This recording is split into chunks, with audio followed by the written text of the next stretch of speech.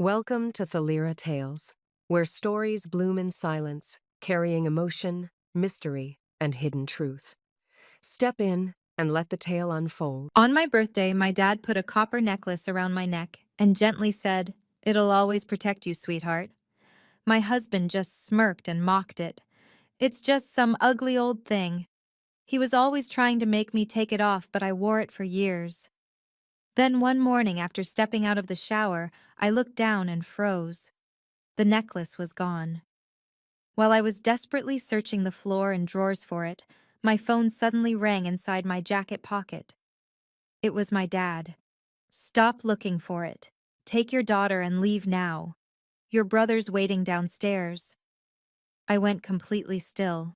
Before we go any further, thank you for being here. It means more than you know.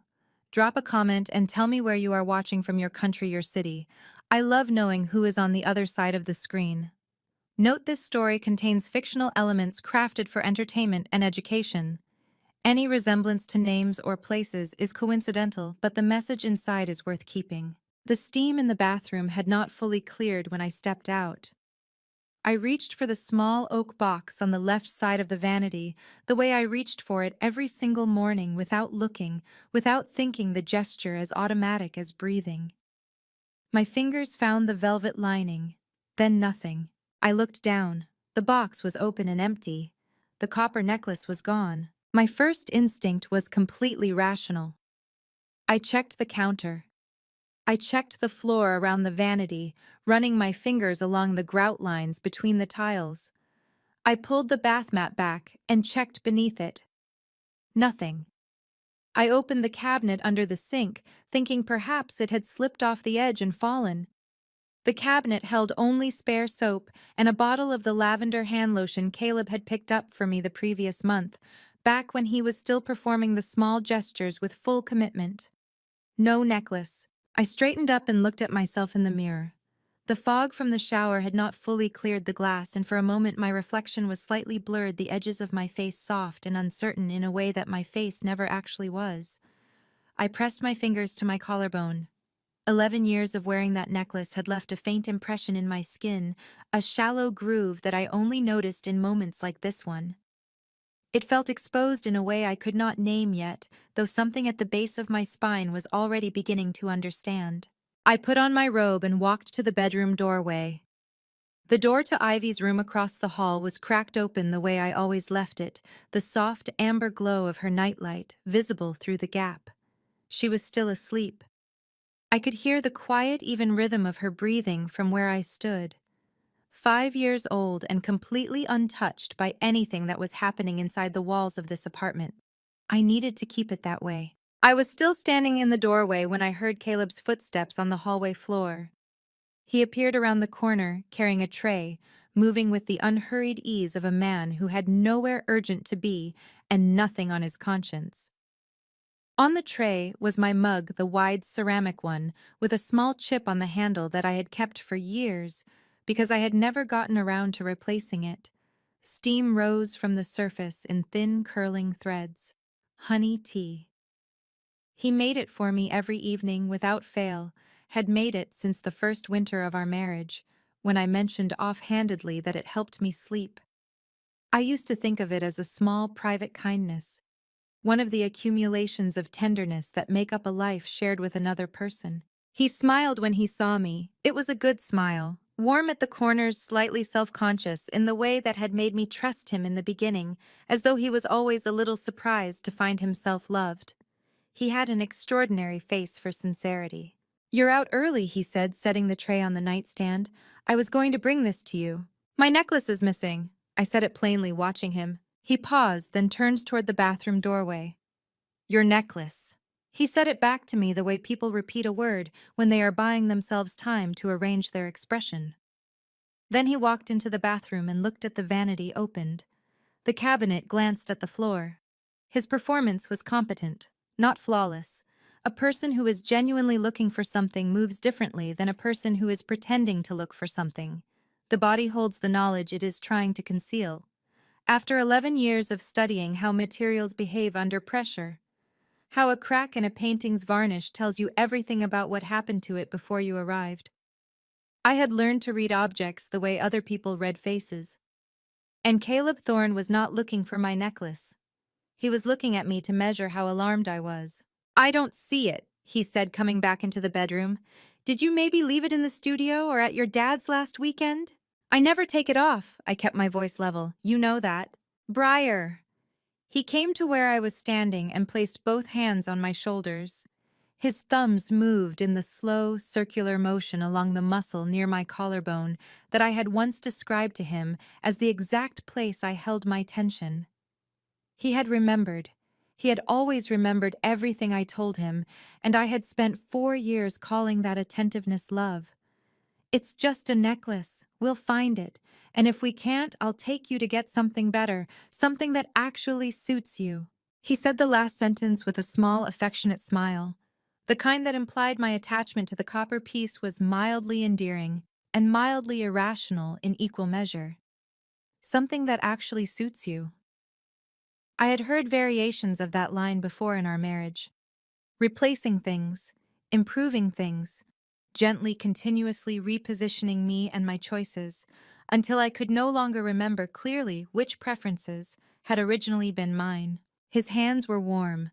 The pressure was precise, the same pressure every time applied to the same coordinates with the reliability of a calibrated instrument.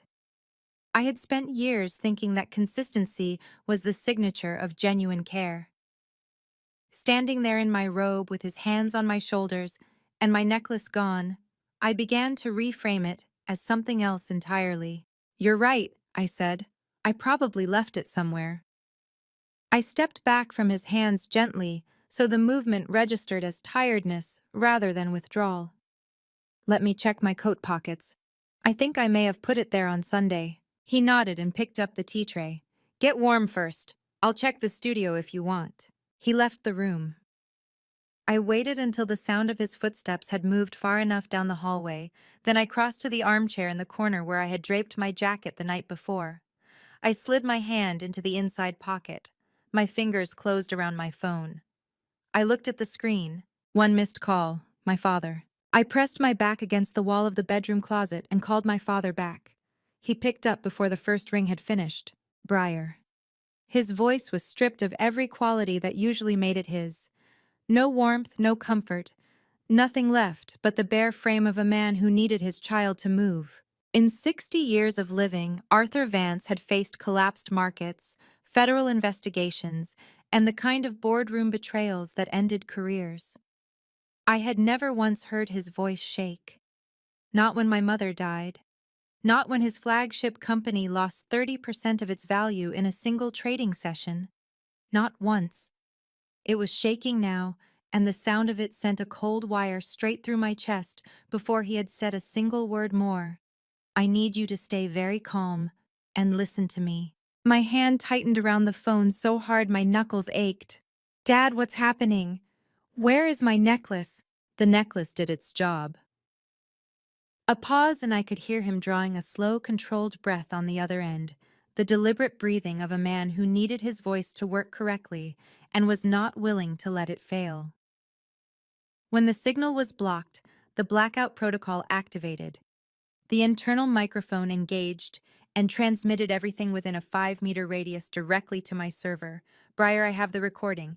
I need you to listen to it right now." The room tilted.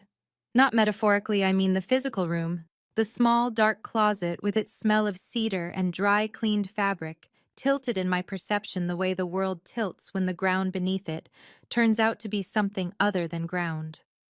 My free hand reached out and found the wall pressing flat against the cool plaster to keep myself upright. My fingernails dug into it. "Play it." I said, though, what I actually meant was, "Please don't play it. Please tell me this is something ordinary. Please tell me the necklace just fell behind the radiator, and this is a 2-minute conversation that ends with me feeling foolish and relieved." My father played it. The first voice I heard was Caleb's. And I want to be precise about what was wrong with it because the wrongness was so total that my mind initially rejected it the way the body rejects a foreign substance. A violent cellular refusal. It was Caleb's voice, the same vocal cords, the same cadence I had listened to across 4 years of dinner tables and Saturday mornings and darkened bedrooms when he thought I was asleep. The same voice that had read me the first chapter of 3 separate novels, because I always fell asleep before the end, and he always kept reading. That exact voice. But every quality that made it his was gone. No warmth, no lightness, no the particular soft register he used when he was trying to make me laugh. The voice in the recording was flat and surgical, like a man reading coordinates off a map, like a man who had looked at the thing he was doing and had decided it was a logistics problem. The sedative needs to be at full dose by morning. I'll tell her it's a new blend from the wellness shop. She won't question it. She never questions the tea. My stomach dropped so hard I felt it in my feet. Then came a voice that turned my insides in a different direction entirely. Mrs. Thorne, my mother-in-law. The woman who had called me her golden daughter-in-law at every family dinner for 4 years, who had squeezed my hand at our wedding and whispered that I was the best thing that had ever happened to her son, who had cried actual tears at the rehearsal dinner and pressed her cheek against mine at the reception and said she had always wanted a daughter exactly like me. Her voice in the recording was brisk and businesslike, the voice of a woman discussing the logistics of a shipment. Make sure the dosage is strong enough that she can't resist or speak clearly when they bring her in. And Caleb, do not forget the trust documents need to be ready before she comes around fully. We only get one clean window. I know, Mother. Caleb's recorded voice carried the mild irritation of someone managing a detail he had already accounted for. I've had the documents drafted for 6 weeks. And the girl? Mrs. Thorne's voice dropped slightly, the way voices do when they reach a subject that even the speaker finds uncomfortable to name directly. What about Ivy? She stays. She's leverage if it comes to that. But it won't come to that. A pause. By the time Breyer is coherent enough to call anyone, the paperwork will already be filed. My knees buckled completely. I caught myself on the clothing rack, both hands grabbing the bar, and a row of hangers slid and rattled with a sound that seemed enormous in the small space. And I pressed my fist against my mouth so hard I tasted the iron of the skin on my knuckles.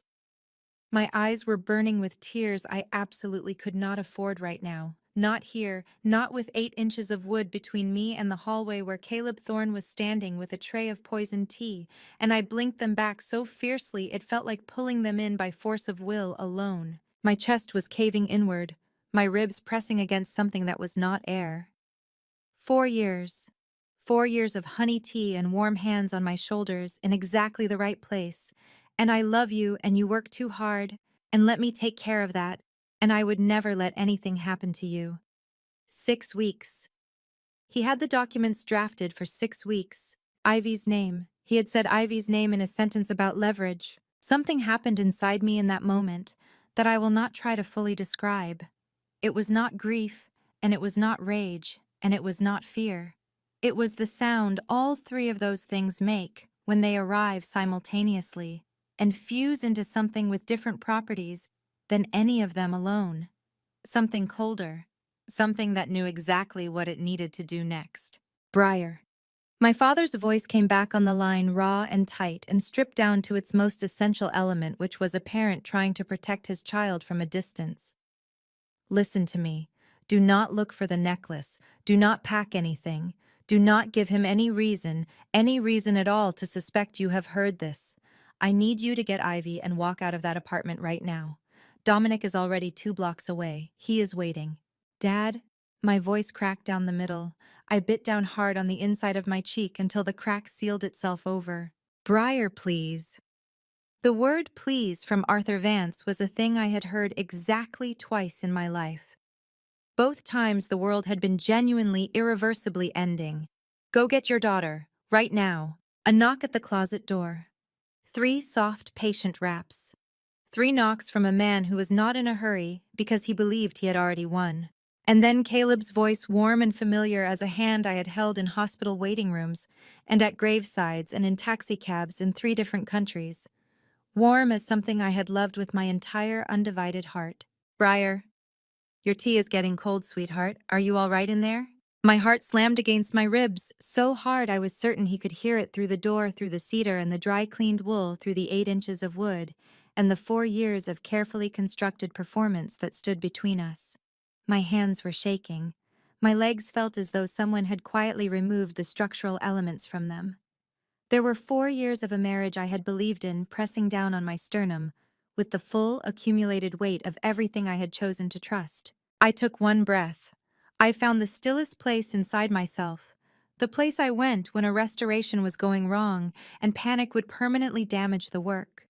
The place where my hands stopped shaking and my eyes stopped burning, and all that remained was the task directly in front of me. I found it, and I stepped inside it, and I pulled the door shut behind me. "I'm fine," I called back, and my voice came out steady and warm and entirely convincing. "Just looking for my cozy sweater. I'll be right out." I ended the call.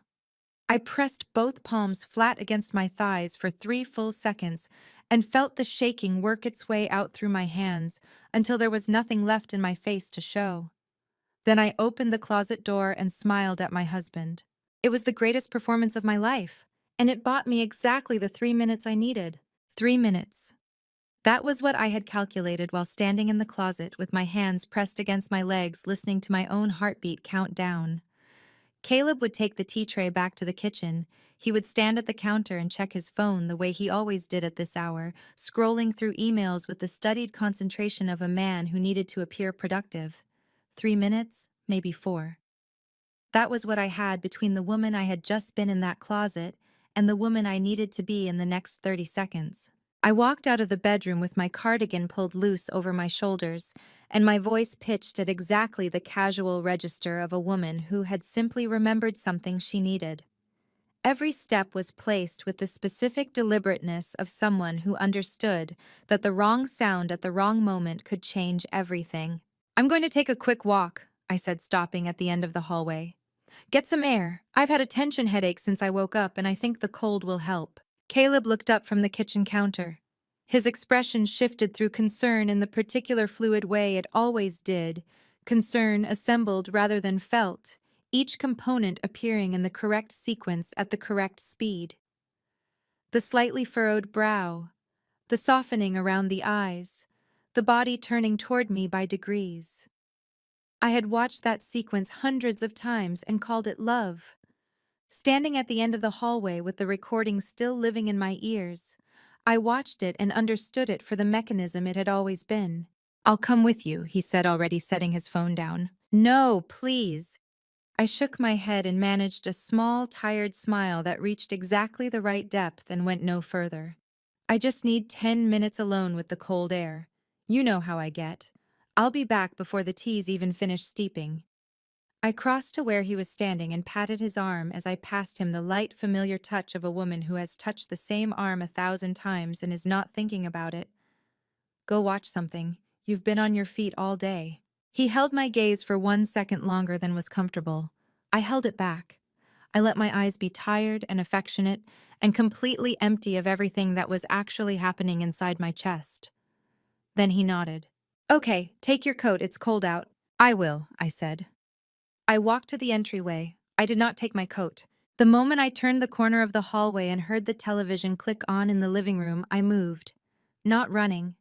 Running makes sound and sound travels, and there were only 8 feet of hallway between the living room and the bedroom, and Caleb Thorne had excellent hearing when it suited him. I moved the way I moved through a conservation lab when the air itself felt fragile, each step placed with the precision of someone who understood that the wrong pressure in the wrong place could crack something irreplaceable, something that could not be put back. I pushed open the door to Ivy's room. She was asleep on her side, one arm curled around the small stuffed rabbit that had been her constant companion since she was 2 years old. Her hair had come loose from its braid and spread across the pillow in dark waves, and her mouth was open just slightly, the deep, unguarded, open-mouthed sleep of a child who felt completely safe. The nightlight cast a circle of amber warmth across the side of her face, and in that warmth she looked so young, so entirely untouched by anything that had happened in the rooms around her tonight, that looking at her was briefly like looking at something too bright to hold. Something in my chest tore open so cleanly and so completely that I had to press my fist against my sternum just to hold myself together. She felt safe. She felt safe because she did not know what was in the tea, and she did not know what her father had been planning, and she did not know that tomorrow morning was going to be the end of everything she had believed about the word home. She did not know that the man who read her bedtime stories and always did the voices had said her name in a sentence about leverage. She did not know any of it, and for the remaining minutes of this night, that was exactly how it needed to stay. Baby, I whispered, sliding one arm beneath her and lifting her against my chest with the careful, practiced motion of someone who had done this 10,000 times. She was heavier than she used to be, solid and warm, in the way children become when they are genuinely deeply asleep, all that small body's weight given over completely to trust. I pulled her blanket around her with my free hand and tucked it under her chin and held her against me and breathed. She stirred. Her eyes opened halfway unfocused and velvet soft with sleep, the eyes of someone returning from somewhere very far away. Mommy! Her voice was barely a breath. Shh! I pressed my lips to her temple. My eyes were burning so fiercely I could barely see. We're going on an adventure, a secret one. Close your eyes. Close. Secret, she murmured and closed her eyes again with the complete trusting compliance of a 5-year-old who had never had a reason to doubt me. The faith in it, the absolute uncomplicated faith of that single word nearly undid me entirely. I carried her down the hallway to the balcony door off the guest room. The Virginia creeper grew up the iron trellis outside the window, its autumn leaves already stripped bare by the November cold. My hands remembered the metal even before I touched it, the same rungs I had climbed on a dare during a college party years ago. But tonight, there was no laughter. My hands remembered the metal even before I touched it. Cold, slightly rough solid in the way old iron always is. Built to hold. Ivy tightened her arms around my neck as I swung one leg over the railing and found the first rung with my foot. My house slippers were thin cotton, completely inadequate for this, and the metal was ice beneath the sole. The night air hit my face and arms immediately sharp and clean, and smelling of the first edges of winter. I gripped the trellis with both hands, shifted Ivy's weight against my shoulder, and breathed once slowly all the way down. Then I climbed. Each rung was an exact decision. Each movement deliberate, balanced the weight of the child against my chest, redistributed with every step. Ivy's head was tucked into the curve of my neck, her breath warm against my collarbone, her fingers loosely fisted in the fabric of my cardigan. She did not wake. She trusted the motion completely, the way she trusted everything I did without question, without evidence on the single fact of who I was to her. The moment my feet touched the wet grass of the garden, a sound escaped me that I had not planned. Not quite a cry and not quite a laugh, something without a precise name, a single involuntary exhale of something so enormous that my body simply could not hold it anymore and released it like pressure from a sealed container. Ivy's weight was solid and warm against my chest. The grass was cold and wet through my slippers, soaking the cotton immediately. The night air smelled like rain and dark earth, and something green and alive and entirely real. Then from the far corner of the private drive, a pair of headlights blinked twice. Dominic! I pressed my hand over my mouth to keep in the sound that tried to escape at the sight of those lights. My legs were shaking so hard I could feel it all the way up through my spine and into my jaw. I had made it. I took one step toward the car, and then the window directly above me flooded with light. I did not look back up at the window. I ran. Not the clean, controlled movement I had used coming down the trellis. This was pure instinct, barefoot on wet grass, running Ivy pressed against my chest with both arms, and my slippers leaving the garden behind entirely because I could not afford to care about them. I reached the Bentley, and Dominic had the rear door already open from the inside, leaning across the seat with an expression on his face I had not seen since the year he spent working federal organized crime cases. The expression of a man who has looked at something truly evil and is choosing with great deliberate effort to remain functional. "Get in," he said. I got in. He pulled the door shut and the car moved before I had even properly seated myself. "Dom." My voice came out wrong. Too thin. Ivy stirred against my chest and made a small sound of complaint, and I rubbed her back in slow circles and tried again. Dom the window. Did he? He saw the garden light come on and turned on the bedroom light. Dominic said, his eyes fixed on the road, his hands completely steady on the wheel, in a way that suggested they were steady by sheer will alone. He'll go to Ivy's room next, then he'll realize. By the time he does, we'll be on the expressway. He exhaled sharply through his nose. Dad has already been watching the building's camera feed for the last 40 minutes. Caleb is not going to follow you. The sob I had been holding since the closet finally broke free.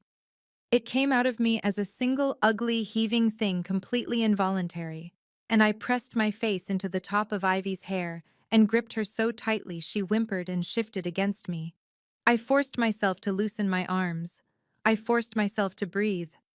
Ivy resettled and sighed and went still again with the miraculous adaptability of the deeply sleepy, and I sat in the back of my brother's car with tears running freely down my face and the cold night pulling away outside the windows. 4 years, I said.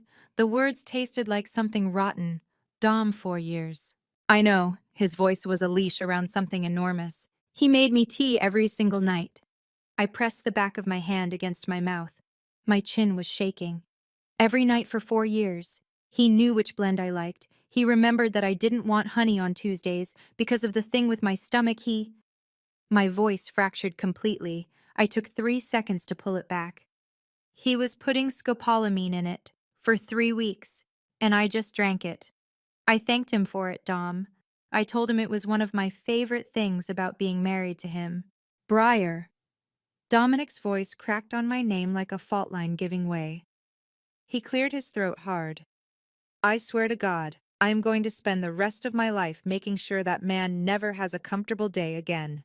Get in line behind me, I said, and something in my voice surprised both of us. It was not grief anymore.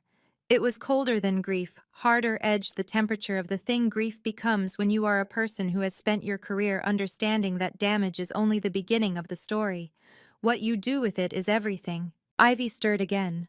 Her eyes opened clearer this time, the sleep beginning to lift. She looked up at me in the dim passing light of the highway lamps, and her small face moved through confusion and then settled into the uncomplicated certainty of a child who sees her mother and decides everything is fine. Mommy, you're crying, she said, reaching up and pressing her tiny palm flat against my cheek. The breath that came out of me then was half a laugh and half the most painful thing I had ever felt. A little bit, I admitted. But I'm okay, baby girl, I promise. Did you hurt yourself? She was studying my face with grave, serious attention, the way she studied things that mattered to her. Not the kind of hurt that doesn't get better. I turned my face and kissed her palm. Her hand smelled like lavender baby wash and the specific warmth of a sleeping child. I held on to that smell like it was a rope. Go back to sleep. We're going to Grandpa Arthur's house. Her eyes went wide with the instant delighted energy that the words Grandpa Arthur's house reliably produced. With the dog? With the dog, Dominic confirmed from the front seat, and there was a roughness in his voice that had not been there a moment before. Ivy made a sound of profound satisfaction and tucked her face back against my shoulder. Within 40 seconds, she was breathing the long, slow rhythms of someone genuinely asleep. I looked out the window. The city was thinning around us, the dense orange grid of Back Bay, giving way to the darker margins of the expressway. Somewhere behind us, Caleb Thorne had just walked into his daughter's empty room. I looked at the back of my brother's head. How many lawyers does Dad have on call tonight? All of them, Dominic said. Every single one. The story is now reaching truths beyond imagination. To let me know you're still standing with Briar in this battle, please comment on the number 1 below. And please note the following scenes contain certain fictional elements to heighten the drama. If you feel this is not for you, you may stop the video right here. But if you're ready, let's begin the most brutal chapter. The iron gates of the Vance estate closed behind us with a sound I felt in my chest before I heard it. A heavy final clang that said you are inside now, and nothing that followed you here can reach you. I exhaled for what felt like the first time in hours. The main house was fully lit. Every window on the ground floor blazed against the dark, and I could see the shadow of my father moving through the foyer before the car had even stopped on the gravel drive. Dominic opened my door. I stepped out carrying Ivy, who had woken somewhere on the last stretch of road and was now looking at the lit-up house with the bright, wondering eyes of a child who did not yet understand anything, except that Grandpa's house was large and full of interesting things, and the dog was somewhere inside it. Arthur Vance was on the front steps before I reached them. He did not say anything right away. He was 60 years old, and had the posture of a man who had never once in his adult life permitted himself to fold.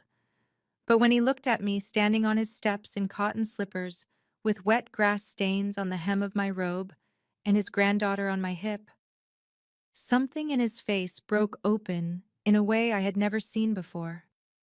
He crossed the remaining distance between us in 3 steps and wrapped both arms around me, pulling Ivy and me against him together.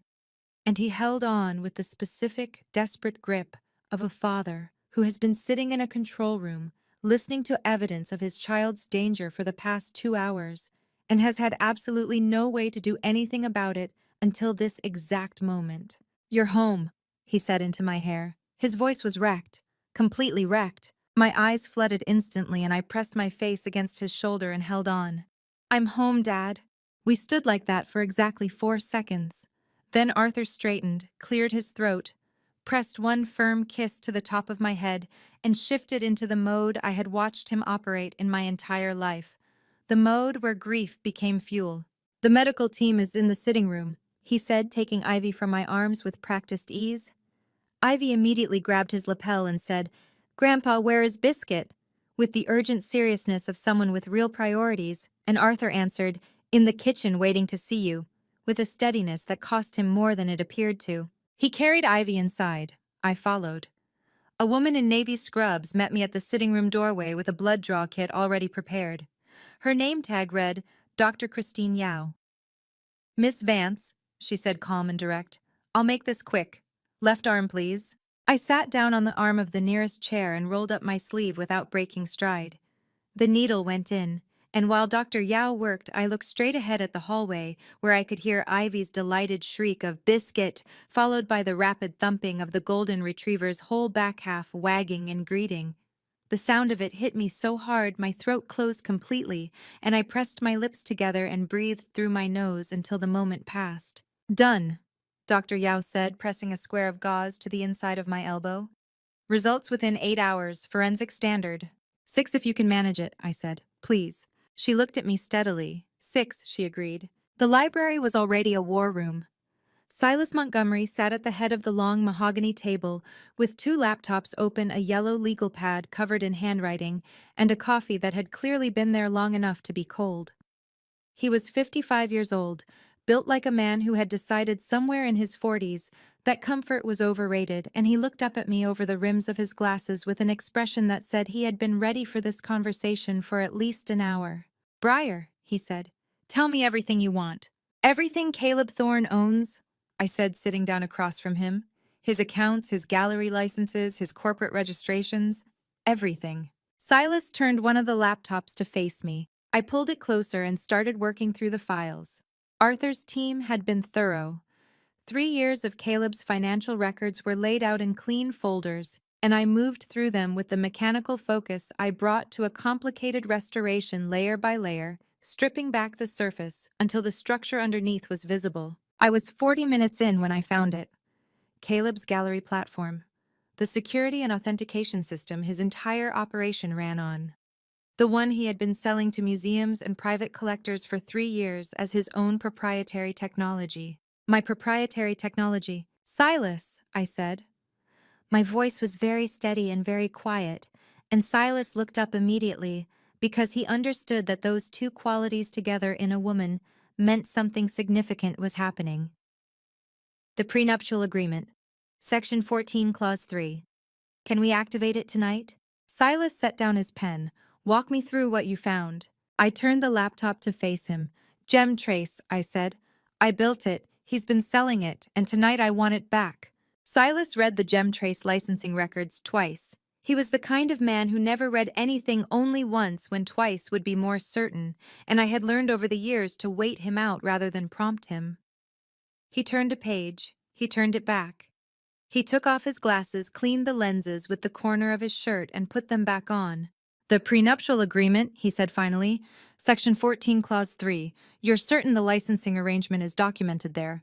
I wrote the clause myself, I said. My attorney at the time thought I was being paranoid. I told her I was being precise. There is a difference. Silas almost smiled. Almost. Tell me the exact language. I recited it from memory the way I recited the chemical composition of linseed oil, or the specific gravity of corundum. Some things you know because you use them. Some things you know because you built them. All intellectual property developed by Briar Elaine Vance prior to or during the marriage, including but not limited to software algorithms and authentication systems, may be licensed to the spouse and affiliated business entities on a royalty-free basis at the sole discretion of the licensor. This license is revocable at any time upon written notice, with revocation taking effect no later than 48 hours after the notice is issued and received. Arthur had come into the library at some point during my recitation. He was standing near the window with his arms crossed, and when I finished, he said very quietly, "That's my girl." I felt my throat tighten again, and I looked back at the laptop screen before anything could get through the armor. "Silas," I said, "how fast can you draft the revocation notice?" "It's already drafted," Silas said, and he turned the second laptop to face me. "I started it while you were talking." He paused. "I've been Vance family counsel for 22 years, Briar. I know how you think." The notice was clean and precise and devastating. It named GemTrace by its registered patent number. It cited the prenuptial clause by section and line. It listed all 37 enterprise clients currently operating on the platform, from the Boston Museum of Fine Arts to the 3 private auction houses in New York that used it to authenticate incoming inventory.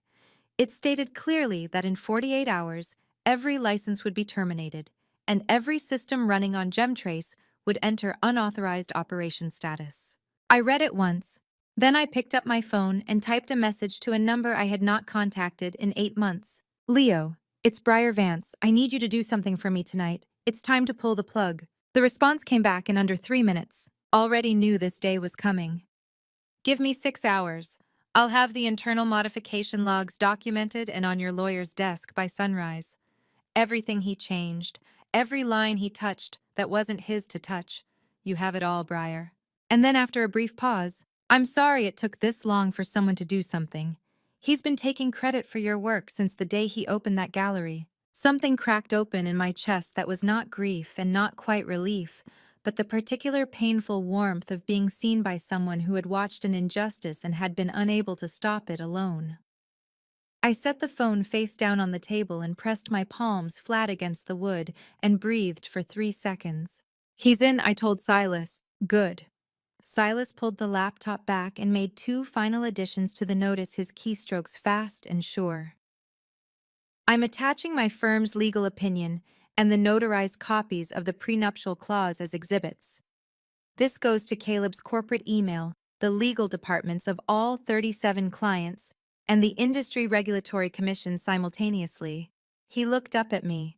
"Do you want to read it one more time before it goes?" "No," I said. "I want to send it." Silas nodded once. He turned the laptop to face me and positioned the cursor over the send button. Then he moved back slightly in his chair, leaving the decision in the space between the laptop and my right hand, because he was the kind of lawyer who understood that some moments needed to belong entirely to the person who had earned them. I pressed send. The timestamp in the corner of the screen read 1:03 in the morning. The email left my outbox and traveled simultaneously to 37 inboxes, 3 regulatory databases, and 1 man's corporate server. In 48 hours, Caleb Thorne's entire platform would go dark. He didn't know yet. He was somewhere across the city, probably in Ivy's empty room, or pacing the apartment, or calling Jessica Reynolds in a panic about where I had gone. He was doing all of that completely unaware that the ground beneath his company had just been pulled away. I looked out the library window into the dark garden. The lights of the estate reflected faintly in the glass, and beyond them was nothing but night. "Sleep well," I thought. "It's the last good night you have left."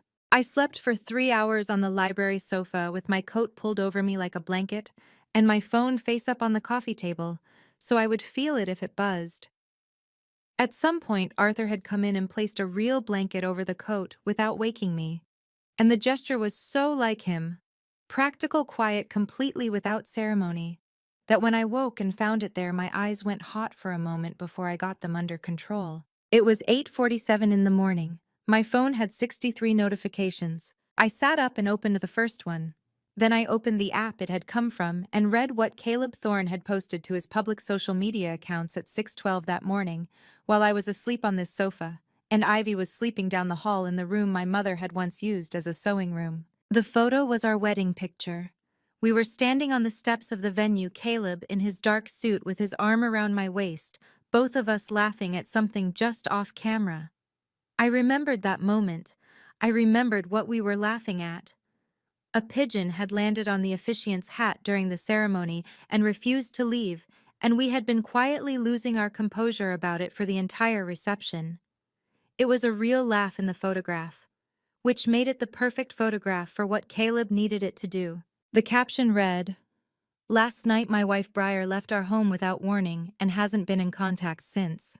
She has been dealing with some significant mental health challenges recently, and I am terrified for her safety. If anyone has seen her or knows where she might be, please reach out. Briar, if you see this, I love you. The lights are always on. Please just come home." The comments were a wall of sympathy. "Stay strong. Praying for your family. What a devoted husband.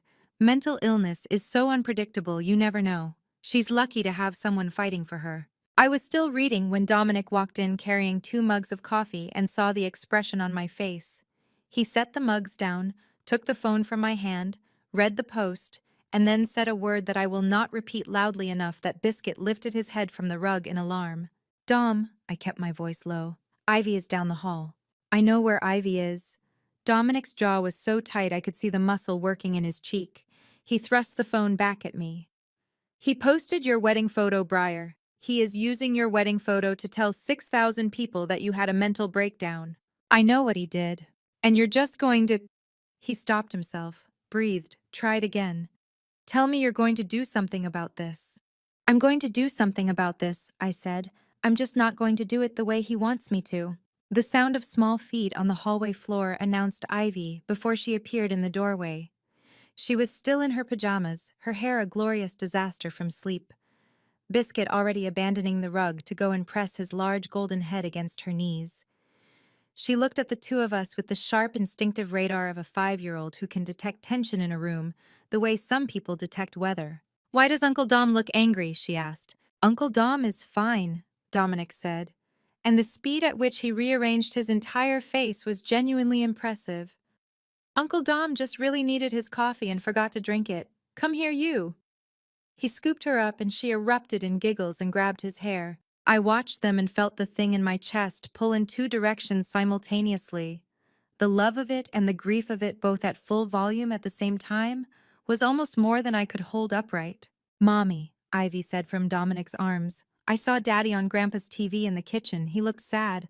Why was he on TV?" The room tilted slightly. I set my coffee down very carefully and crossed the room to where Dominic was holding her, and I took her face in both hands and looked at her with everything I had. Her eyes were the same dark brown as Caleb's, which was the cruelest possible design choice the universe had ever made, and I loved her so completely that the love had no edges. "Daddy is going through something hard right now," I said, "but you don't need to worry about any of it. That is a grown-up thing, and your only job is to eat breakfast and find out if Grandpa's cook will make those blueberry pancakes." Her face transformed instantly. "With the syrup in the little pitcher. Ask him, he can't say no to you." She was already wriggling to get down. Dominic set her on her feet, and she and Biscuit disappeared down the hallway in a small, thundering parade of joy that made my heart feel like it was breaking and healing simultaneously. I turned back to Dominic. "He wants me to come out publicly and deny this," I said. "If I do that, I become the disputed party. This stops being about his crimes and starts being about our fight. I will not give him that." I picked up my phone. "What I need you to do is find me the name of the doctor who signed my fake psychiatric file. Today." Dominic came back to the library at 2:17 in the afternoon with his tablet in one hand and an expression that told me everything before he said a single word. His jaw was set, his eyes were sharp with the focused anger of a man who had spent years tracking down people who had done terrible things and had never quite gotten used to finding them. "Got him," he said, setting the tablet on the table in front of me. "Dr. Raymond Holt, private psychiatric practice in Cambridge. The clinic is called Clearwater Mind and Wellness. Very tasteful website, very calming color palette. He issued a psychiatric evaluation under your name 8 weeks ago." He pointed to 2 lines of text on the screen. "2 sessions on record, September 9th and September 23rd. I looked at the dates. Something cold moved through me from the center outward, reaching all the way to my fingertips. "September 9th, I said. "I was at the New England Museum Conservation Symposium in Providence. I presented a paper on pigment degradation in 19th century oil paintings. There are photographs of me at the podium. I was there from 8 in the morning until 6 in the evening." "I know," Dominic said, his voice tight. "I already pulled the conference records." "September 23rd. My voice was very flat now, the flatness of someone pressing down very hard on something that wants to rise. "You and I drove Dad to Logan Airport, his flight to London. We dropped him off at Terminal E at 11:15, then we had lunch at that terrible seafood place on the harbor because it was the only thing open and you complained about the clam chowder for the entire meal." Dominic let out a short, humorless sound that was not quite a laugh. "The chowder was genuinely bad, Briar." "I know it was." My hands pressed flat on the table. "I was not in Cambridge on September 23rd. I was sitting across a sticky table from you listening to you complain about chowder." I pulled the tablet closer and opened the full evaluation document. "So whatever Dr. Raymond Holt put in this file is something he invented entirely on his own or that someone else invented for him." I started reading the symptom descriptions, and that was the moment everything became much, much worse. The document listed my alleged complaints in clinical measured language: severe and recurring memory lapses, episodes of emotional dysregulation, persistent fatigue and cognitive fog, difficulty maintaining focus during professional tasks, increasing social withdrawal and paranoid ideation. My hands started shaking. Not visibly at first, just a fine tremor beneath the surface, the kind that starts in the sternum and works outward. Because I recognized every single item on that list. Not from any psychiatric evaluation. I recognized them because I had experienced every single one of them over the past 3 weeks.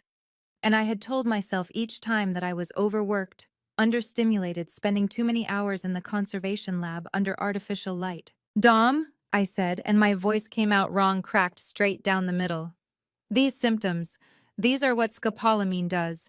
These are the exact side effects of low-dose scopolamine administered continuously over multiple weeks. The memory lapses, the fatigue, the cognitive fog." I pushed back from the table so hard the chair scraped the floor, and I stood up because sitting still was suddenly completely impossible. My eyes were burning and my chest was heaving, and I pressed both hands over my mouth. "He built the medical file before he started the dosing. Dom, he wrote down what the drug was going to do to me before he even started giving it to me. Like a project plan, like a... Stop." Dominic was on his feet and across the room, and his hands were on my shoulders, gripping hard the way you grip someone you are trying to keep from going somewhere very dark. "Briar, look at me. Look at me right now." I looked at him. His eyes were glassy, with something he was holding back by sheer force of character, and his jaw was trembling in a way I had never seen on my brother's face, not once in 33 years. "He planned this," I said because I needed to say it out loud to make it real. "He sat down somewhere and he planned this like it was a business strategy. He chose the drug, he found the doctor, he scheduled the appointments that I was never at, and then he came home and cooked dinner and asked me about my day." A sound escaped me that I cannot fully describe, something between a sob and a laugh and a scream. "He asked me about my day, Dom, every single night." Dominic pulled me in and held me the way Arthur had held me at the front steps, with both arms and no words because words were the wrong shape for this.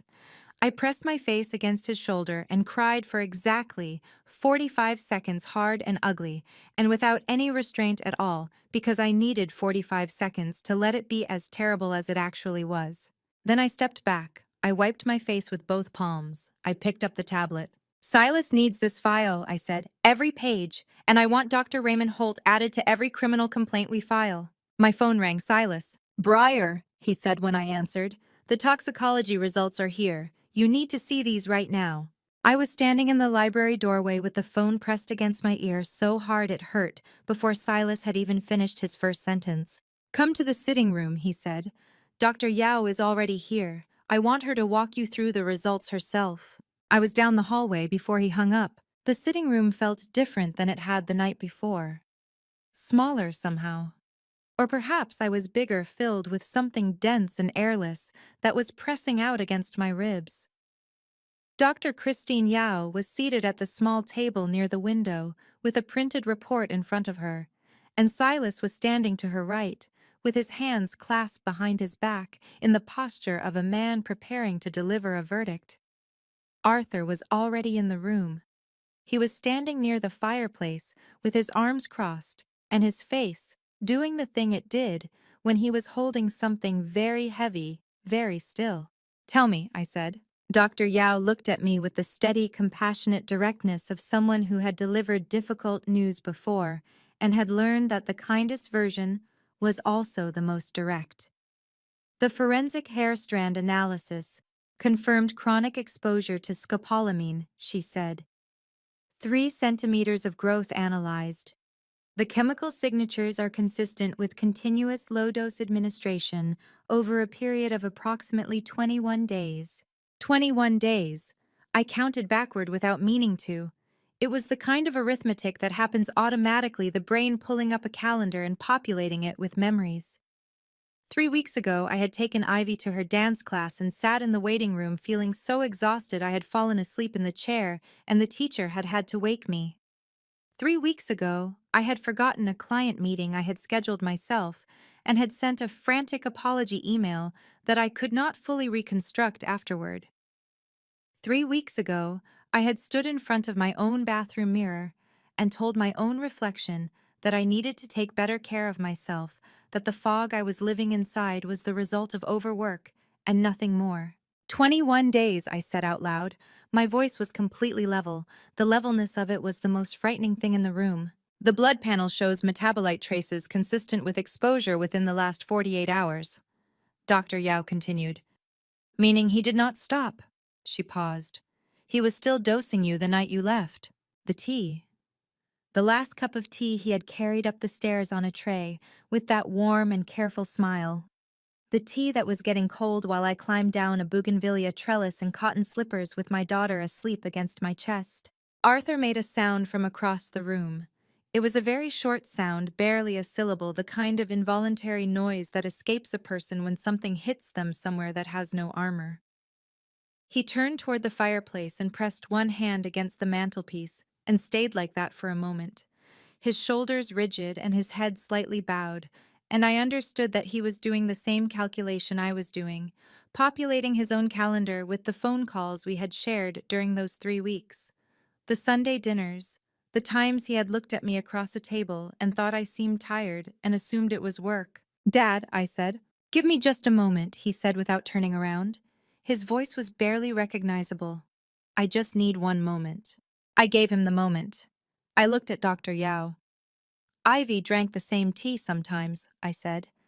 My heart was slamming so hard I could feel it in my temples, in my throat, in my hands.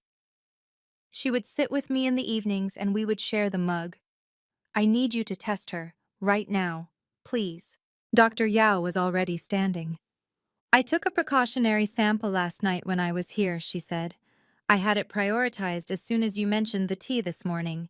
The results came in with yours. She held my gaze. Ivy's panel is negative, Briar, completely clean. The sound I made was not dignified. It was loud and ragged, and it tore out of me before I could shape it into anything, and I grabbed the back of the nearest chair with both hands and bent over it and let it come. My whole body was shaking, my knees were barely holding, and the relief was so enormous and so violent that it was almost indistinguishable from pain. "She's okay," I managed. "She's okay." "She's completely okay," Dr. Yao confirmed, and her voice was gentler now. Arthur crossed the room. He did not say anything. He just put his hand on my back and kept it there solid and warm, and I breathed against the back of the chair until the shaking worked its way out of my system and left something else behind. Something harder. Something with edges. I straightened up, I wiped my face, I looked at Silas. "I want the toxicology report certified and notarized," I said. "Every page, and I want the charge list updated." I drew a breath that felt like pulling air through gravel. Caleb Thorne did not plan to poison me. He was actively poisoning me for 21 consecutive days. That is not conspiracy. That is not attempt. I picked up the report from the table and held it. "Add attempted murder to the file, Silas. That is what this is." Silas wrote it down without hesitation. The pen moved across the legal pad with a sound like something being carved. "There is one more thing," he said without looking up. "The restraining order was granted 40 minutes ago. He cannot come within 500 feet of you or Ivy effective immediately." He set the pen down. "And Breyer, 3 of his largest gallery clients sent termination notices this morning. The IP revocation is working." I looked at the report in my hand. 21 days. A grid of dates that would never mean the same thing again. "Good," I said. "Keep going." I had designed the smart home system for the Back Bay apartment 2 years before Caleb and I moved in together. It had been a professional habit as much as a personal one, the instinct of someone trained to think about preservation and protection, about what happens to valuable things when no one is watching. The hub was a standard off-the-shelf device, a sleek matte cylinder that sat on the bookshelf in the living room and looked exactly what it claimed to be: a speaker, a convenience. A piece of tasteful technology that Caleb had never once looked at closely enough to notice the wide-angle lens built into its upper ring. I opened my laptop and logged into the system. I had not opened the feed since the night I left. I hadn't been ready to look at those rooms as something that had happened to me. That morning, for the first time, I was. The feed took 4 seconds to buffer, then it snapped into focus. Jessica Reynolds was sitting on my sofa. She was curled into the left corner of it, the corner I always sat in with her shoes off, and her legs folded underneath her, in the casual proprietorial way of someone who had been using this space for a while and had stopped thinking of it as anyone else's. She was wearing a cream-colored sweater, and her dark hair was loose around her shoulders, and she was holding a mug in both hands, lifting it to her lips with the unhurried ease of a woman entirely at home. The mug was the wide ceramic one with the chip on the handle. My mug. The one I had kept for 6 years because I never got around to replacing it, the one I drank my morning coffee from every single day, the one I had carried from 3 different apartments and a graduate student housing unit, and never thrown away. My throat closed so completely it was like swallowing a stone. Caleb walked out of the bedroom.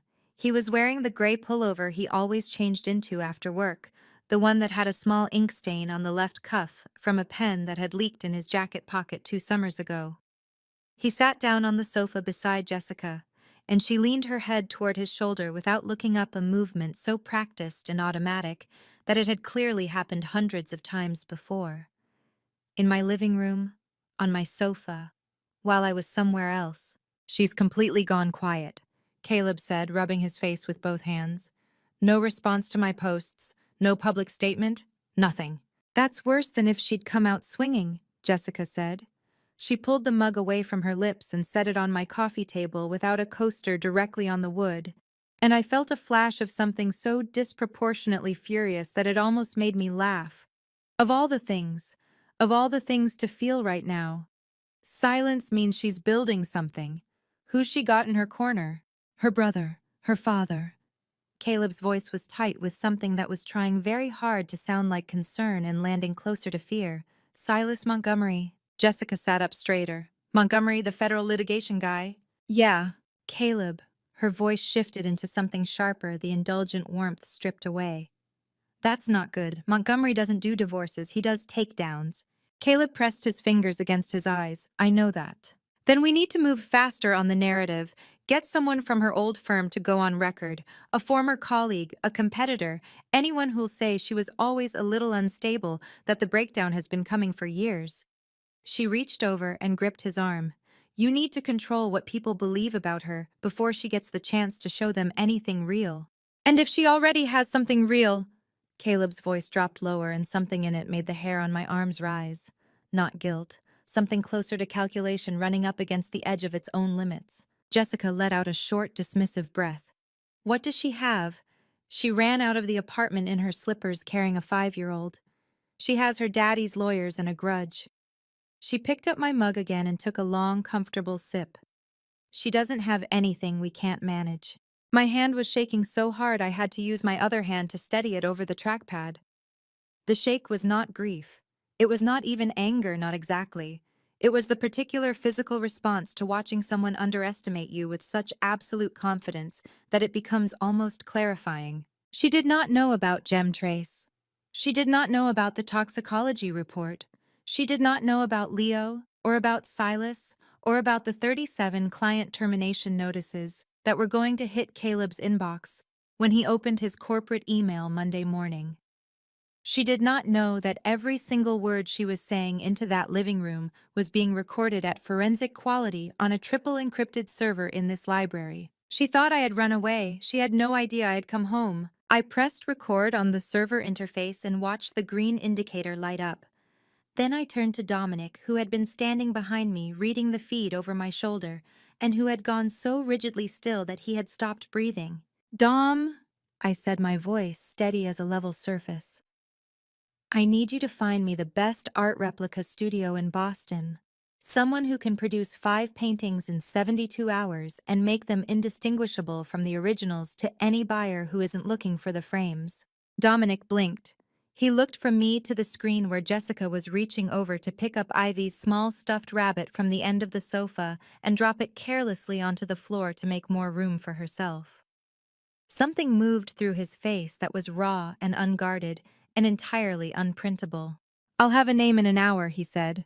The art studio Dominic found was in Somerville, run by a woman named Petra Moss, who had spent 15 years producing museum-quality replicas for insurance documentation and private collectors. When Dominic showed me her portfolio, I looked at the reproductions of 3 separate 17th-century oil paintings and felt the familiar involuntary pull of professional recognition. The brushwork was extraordinary. The aging of the paint surfaces was done with the kind of patience and expertise that took years to develop. "Tell her I need 5 pieces by Thursday," I said. "I'll send her the originals tonight for reference scanning. I want the frames to look worn, not distressed artificially, actually worn." I paused. She'll know what I mean. While Dominic made the call, I walked to the east wing of the estate where the climate-controlled storage room held the collection my mother had left me. 14 paintings and 3 bronze sculptures gathered over 30 years by a woman with a quiet, fierce eye for beauty and an absolute refusal to let anyone tell her what was worth keeping.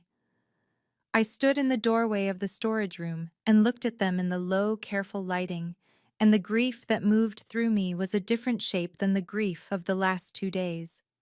Softer at the edges. Older. "I'm sorry, Mom," I said out loud to no one. "I'll bring them back, I promise." Then I took out my phone. The Instagram account I used for personal posts had fewer than 200 followers.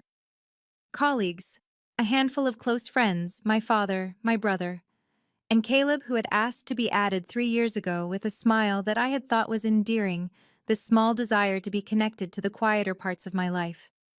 I had added him without hesitation. I found a photograph on my phone of the storage room doorway taken the previous summer when I had come to rotate the pieces for humidity management.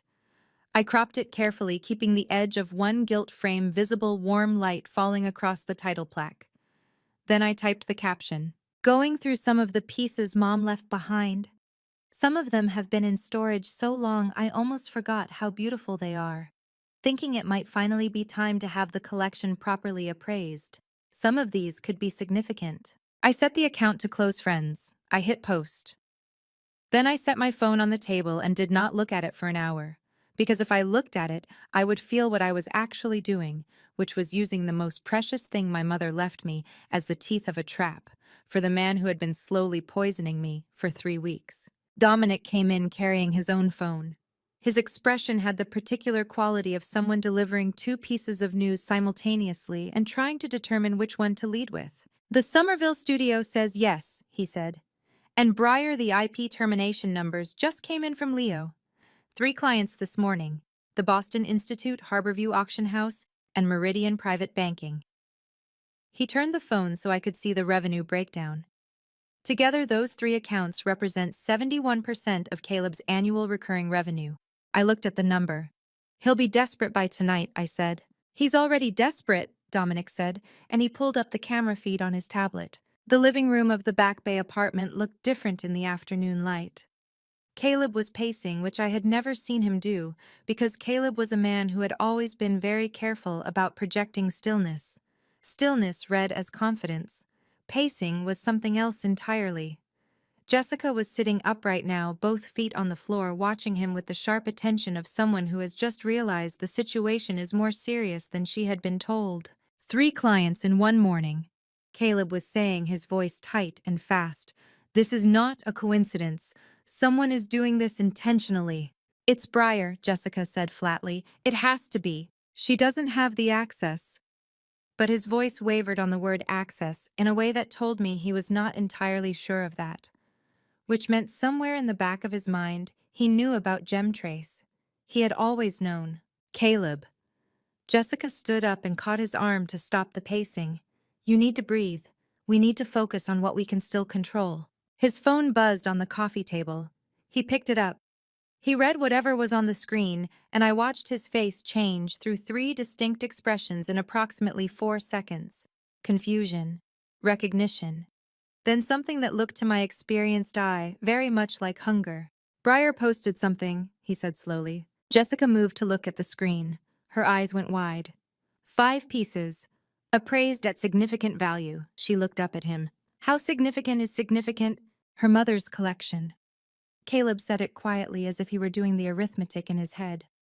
"Last time it was valued, the whole lot came in just over 5 million. The hunger in his face was no longer subtle. It had moved fully to the surface. Jessica's hand tightened on his arm. "Caleb," she breathed. 5 million clears everything. The debt, the loan, everything. We could disappear." He looked at her for a long moment. Then he looked back at the phone. "I need to find out where she's storing them." I was watching all of this from the library, with my hands folded on the table in front of me and my breathing completely even. The bait was in the water. The line was taut. I could feel the exact moment the hook had caught. "Dom," I said, "call Henderson at the storage facility. Tell him we need the replica manifest ready by tomorrow morning." Petra Moss delivered the 5 replicas on Wednesday afternoon, wrapped in archival tissue and packed in acid-free crates with the kind of care that told me she understood exactly what she was handling, even if she did not know why. I met her at the loading dock of the estate myself, and when I opened the first crate and lifted the tissue back, the painting underneath stopped my breath for a full 3 seconds. It was my mother's favorite, a small impressionist oil of a harbor, at dusk, blues and golds layered over each other in the particular way that took decades to learn, the kind of painting that rewarded you for looking slowly. Petra's replica was so close to the original that the professional part of my brain automatically began cataloging the microscopic differences the way it always did, looking for the tells that separated genuine from reproduction. It took me longer than it should have. "This is extraordinary work," I said. Petra was a small woman in her 50s with paint permanently embedded under her fingernails and the matter-of-fact manner of someone who had long since stopped needing compliments. "The frames were the challenge," she said.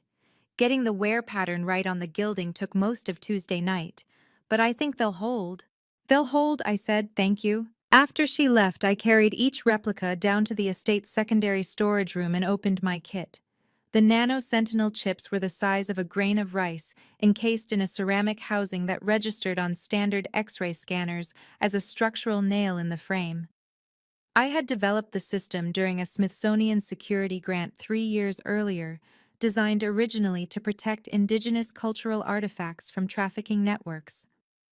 The chips used a combination of GPS positioning, light level sensing, and motion signature to detect when an object had been removed from an approved location and entered an unauthorized transaction environment. Once triggered, they broadcast a continuous signal with the object's real-time coordinates and a linked case identifier. I seated each chip into the prepared channel in each frame's inner edge, with the same focused precision I used for the most delicate restoration work, a jeweler's loop over one eye, and a pair of stabilization forceps in my right hand. My breathing was slow and even. My hands were perfectly still. Arthur appeared in the doorway while I was working on the fourth frame. He watched for a moment without speaking, which with Arthur was not absence but attention. Then he said, "Your grandfather designed the original Sentinel system. Did I ever tell you that?" "You told me," I said without looking up from the chip. "When I was 12, you showed me the schematics." "He would have liked this," Arthur said quietly. There was something in his voice that was both proud and heartbroken in equal measure, and I pressed my lips together and kept working. The previous afternoon, I had driven to the FBI Boston field office and met with Special Agent Dana Reeves of the Art Crime Team. She was 42 precise and had the particular quality of someone who had seen too many cases where the evidence arrived too late. When I laid out the chip technology and the case file on the table between us, she read every page without interrupting and then looked up at me. "You're telling me you want to use yourself as the evidence collection mechanism," she said. "I'm telling you I already am," I said. "I need you to have a warrant ready and a unit on standby. The chips will give you a confirmed location, a confirmed suspect, and documented transfer of ownership in real time. All you need to do is be ready to move." She had studied me for a moment, the way people do when they are trying to determine whether they are looking at someone very clever or someone very reckless. Then she said serial numbers. I slid the list across the table. She picked up her pen. The fake manifest Henderson prepared listed the correct painting names and values, but directed to false locker numbers on the facility's lower level, a section currently empty. The real replicas sat in an upper unit in my name. The genuine originals had already been moved to the estate's underground vault, where they would remain until this was entirely over. Caleb arrived at the facility on Thursday morning at 9:47. Henderson called me the moment the visitor log registered his name. "He came in claiming to be your representative," Henderson said, his voice low and careful. "I told him I couldn't grant access without your authorization, but that I could show him the public manifest as a courtesy. He was here for 11 minutes. He photographed every page." "Good," I said. "Did he seem confident?" A pause. "He seemed like a man who thinks he's about to solve all of his problems." I thanked Henderson and hung up. Dominic and I spent the next 36 hours in the library watching the camera feeds in shifts, 2 hours on and 2 hours resting, the way you watch a patient in a critical window.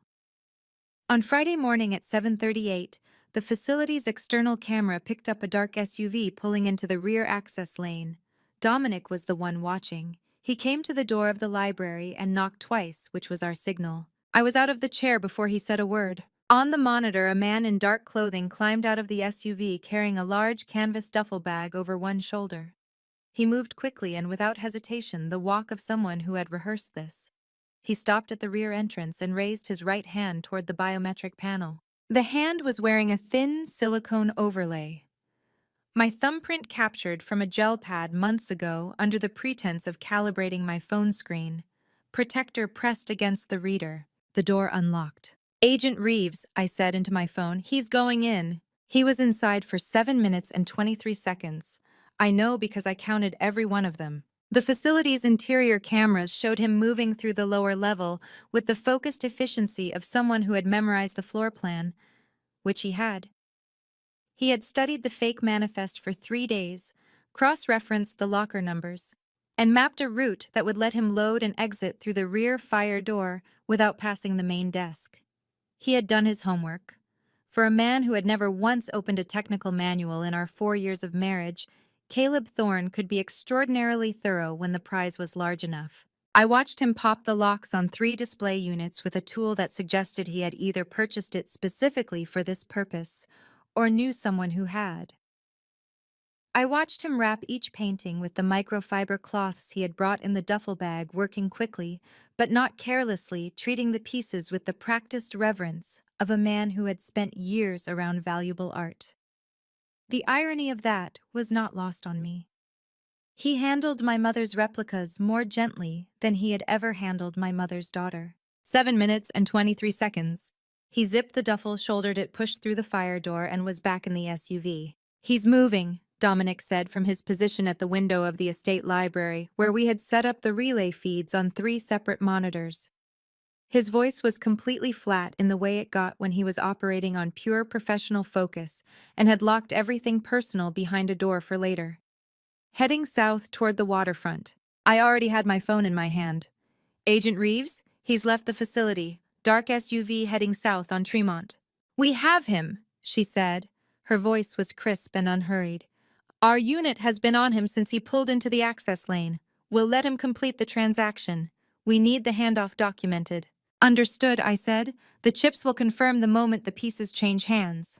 I set the phone down and opened the GPS tracking interface on my laptop. 5 green dots sat in a cluster at the facility's coordinates, moving now, tracking south through the city in real time. I had looked at tracking interfaces for 11 years. The Nano Sentinel display was one I had built myself, and watching it work on these specific coordinates for this specific purpose produced a feeling I could not name precisely. It was not satisfaction yet. It was the feeling just before satisfaction, the held breath before the exhale. Dominic pulled up the second feed. The underground warehouse at the harbor had been a dealership for off-book high-value goods for years, operating in the gap between the auction houses and the black market, with just enough plausible legitimacy to avoid sustained attention. Marcus Webb had been its primary broker for the last decade. I knew of him the way anyone in the authentication business knew of the people who moved things that should not be moved by reputation, by the traces left behind in provenance records that suddenly went cold. The warehouse camera feed was clear and steady because it ran on an Aurora cybernetic security system that had been installed 4 years ago and whose backdoor administrator credentials had never been changed from the default I had set during the installation walkthrough. Marcus Webb was already inside when Caleb arrived. He was a broad man in his 60s with the permanent expression of someone pricing everything they looked at. He watched Caleb set the duffel bag on the long velvet table with the contained impatience of a man whose time was accounted for in significant increments. "Let me see them," he said. Caleb unzipped the bag and laid out the first painting. Marcus produced a jeweler's loupe from his breast pocket and leaned over the surface, moving the loupe slowly across the paint layers. His expression did not change, but his posture shifted slightly forward, which was a tell I recognized from my own professional habit of leaning toward things that were worth something. 4.2, Marcus said, for all 5. "These are worth 5 million at retail," Caleb said. His voice was tight but controlled. "I want 3.8. You want a buyer who doesn't ask questions, that's what you want." Marcus straightened and looked at him. 3.5. That is my final number. Caleb's jaw tightened. I watched it happen on the monitor from 40 blocks away and felt something very cold move through my chest. Not grief, not rage, just the clean, specific sensation of watching a machine execute exactly as designed. 3.5, Caleb said. They reached across the velvet table and shook hands. On my laptop screen, all 5 green dots turned crimson simultaneously. The system alert box opened in the corner. Nano Sentinel Tier 1 alert. Unauthorized transfer event confirmed. Location 14 Harbor Industrial Way, Boston. Suspect biometric confirmed. Registered owner Briar Elaine Vance. FBI Art Crime Team and Boston PD Financial Crimes Unit notified. Case ID BOSFC 20241018. My phone rang before I had finished reading it. "We're going in," Agent Reeves said. And then I could hear, even through the phone's small speaker, the sound of her unit moving. Dominic let out a long, shaking breath from somewhere behind me. "Briar," he said, and his voice was raw around the edges, with something he had been holding in since the night I climbed down a bougainvillea trellis in cotton slippers. "He's done." I looked at the 5 red dots pulsing on my screen, each one a painting my mother had chosen. each one now broadcasting Caleb Thorne's location to federal law enforcement with the precise, faithful accuracy of something built to protect what mattered. Yes, I said, he is. The call came at 3:52 in the afternoon. Dominic had gone to the kitchen to get coffee and came back carrying 2 mugs and his phone, and wearing an expression I had never seen on his face before. Not shock, exactly. More like the face of someone who has been running at full speed and has suddenly completely stopped. They got him, he said. Caleb and Marcus Webb, both in custody. They recovered all 5 pieces and froze the wire transfer before it cleared escrow. He set one of the mugs in front of me very carefully, as though it required his full attention. It's done, Briar. I looked at the mug. I looked at my hands on the table. I had expected this moment to feel like something enormous and specific, like the first breath after a long time underwater. What it actually felt like was quieter than that and heavier, more like setting down a weight you had been carrying so long that your body had built itself around it. And now that it was gone, you had to relearn the shape of your own arms. What about Jessica? I asked. She wasn't at the warehouse, but Agent Reeves says they dumped Caleb's phone on site. The encrypted chat history between him and Jessica goes back 14 months. Dominic sat down across from me. They're serving her with an arrest warrant tonight. Arthur came into the library at that moment, moving with the particular careful quietness of someone who has been listening from the doorway and has decided to stop pretending otherwise. He looked at me across the room and did not say anything for a moment. His eyes were very bright. Then he crossed to where I was sitting, put both of his large, warm hands on my face, the way he had when I was small, and pressed his lips to the top of my head. It's over, he said in a voice that barely held together. It's not over yet, I said, but I turned my face into his hand for exactly 3 seconds before I straightened back up because I needed those 3 seconds and I had earned them. Silas arrived at the estate 40 minutes later with a manila folder so thick it required a rubber band around it. He dropped it onto the library table and sat down across from me and Dominic, with the expression of a man delivering a bill that is much larger than the client had anticipated. The forensic accountants finished their trace this afternoon, he said. I want to walk you through what they found before it gets filed because some of it is going to require a moment. Walk me through it, I said. Silas opened the folder. Between January of last year and August of this year, Caldwell Gallery's operating accounts initiated 23 irregular wire transfers, amounts ranging from $40,000 to $110,000, total value $1.5 million.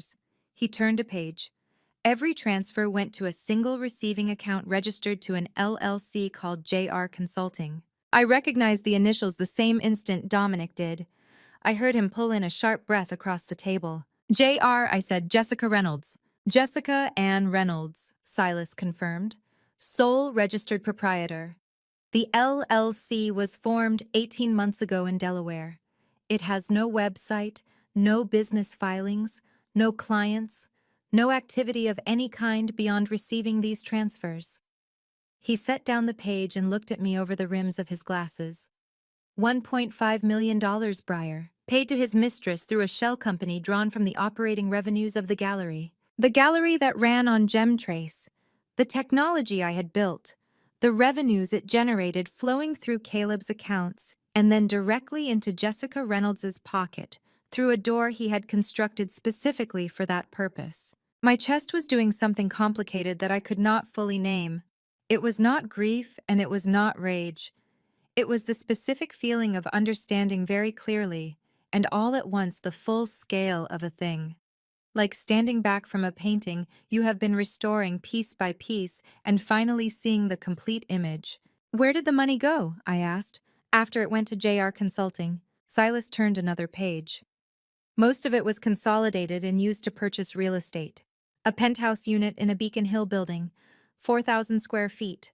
Purchase price $1.2 million paid entirely in cash. Title registered jointly to Caleb Thorne and Jessica Reynolds. He paused. The title transfer was recorded in March of this year. March, 8 months ago. While I was working 16-hour days in the conservation lab, finishing a major restoration project for a museum in New York, calling home every evening, and hearing Caleb's voice tell me he was proud of me and that dinner would be ready when I got back. While I was doing that, he was signing the title to a penthouse for his girlfriend. A sound came out of me that I had not planned. Not a sob and not a laugh. Something shorter and sharper, like something giving way under pressure. Dominic reached across the table and put his hand over mine and squeezed so hard it hurt, and I was grateful for the hurt, because it gave me something concrete to push back against. How many charges does this add? I asked. My voice was steady. I made it be steady through nothing but will. Corporate embezzlement, Silas said, counting on his fingers with the measured calm of a man reciting a list he has memorized. Wire fraud, money laundering because of the shell company structure. Those layer on top of what we already have. The DA is looking at a RICO framework Breyer. This is not a domestic dispute anymore. This is organized financial crime. Good, I said. File all of it. Every charge, every page, everything Leo documented, everything Agent Reeves has. I want the entire picture in front of the district attorney by Monday morning. Already being prepared? Silas said. My phone buzzed on the table. I looked at the screen. Mrs. Thorne. I watched it ring. 4 buzzes. 5. 6. The name sitting there on the screen like an answer to a question no one had asked. The woman who had called me her golden daughter-in-law at every family gathering for 4 years.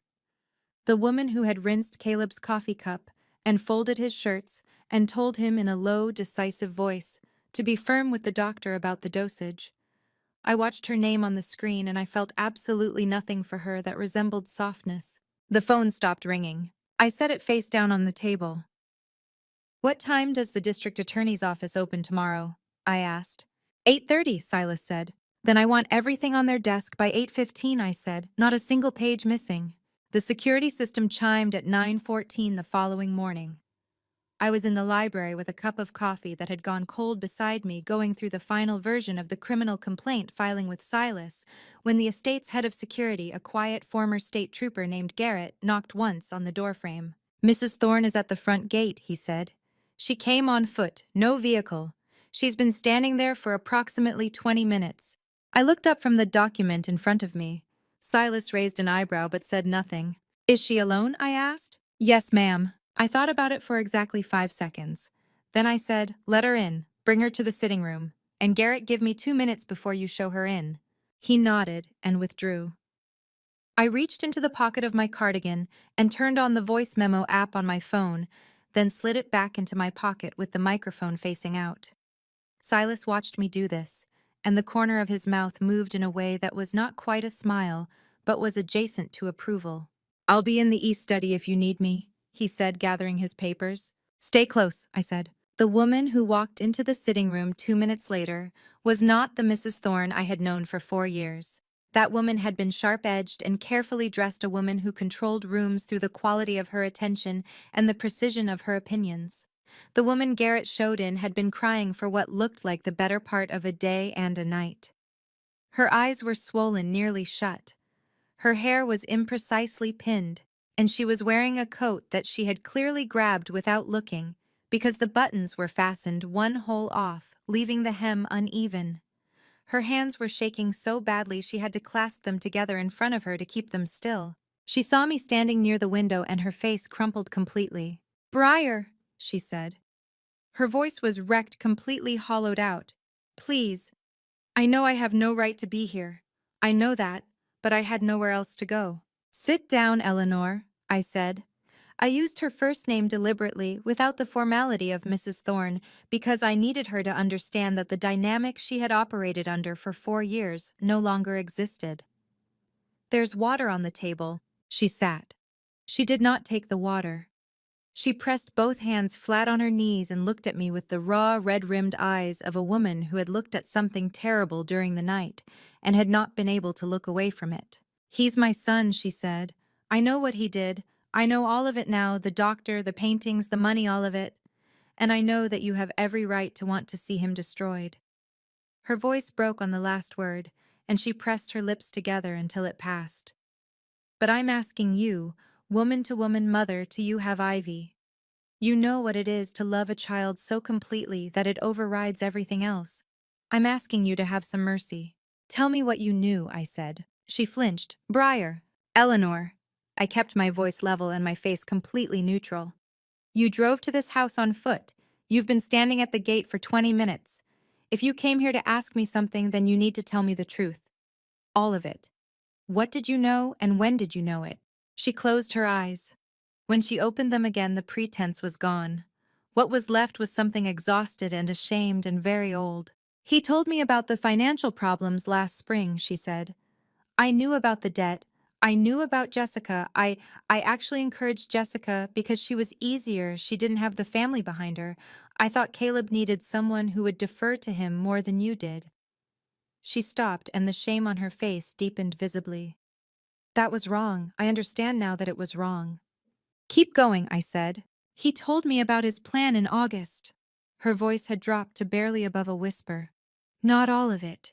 He said he was going to get you help, that you had been struggling, and that you needed to be somewhere safe for a while, somewhere you could rest.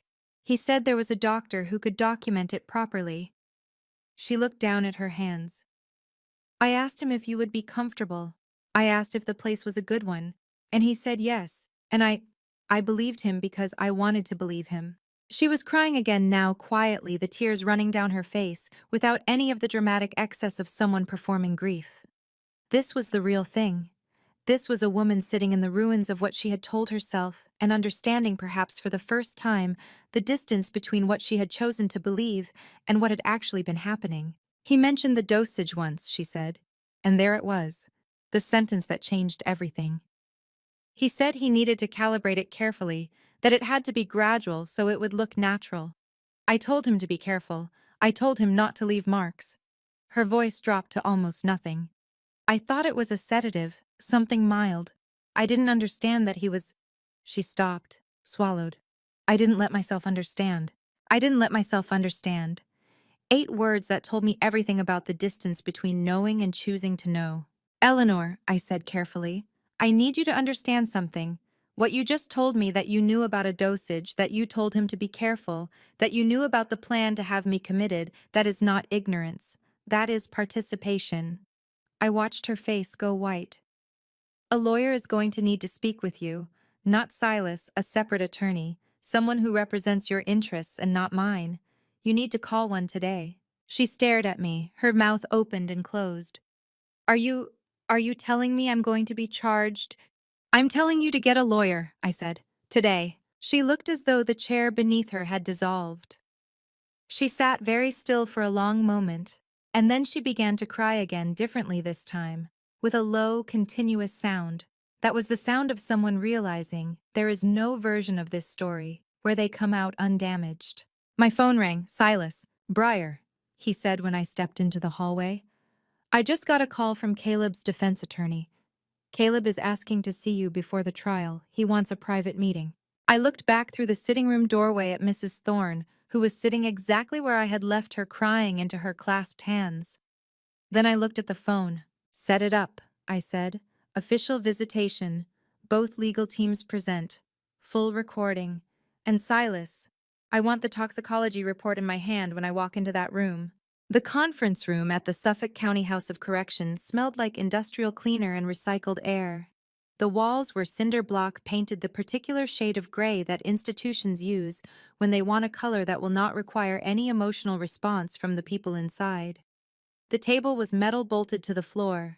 The chairs were plastic bolted to nothing, and I could feel the slight wobble in mine when I settled into it. Silas sat to my right. Caleb's defense attorney, a man named Prater, who had the haggard look of someone recently handed a case he had not wanted, sat across from me. Between us, the table stretched like a distance that was not going to close. The door on the far side opened, and a corrections officer escorted Caleb in. He had lost weight.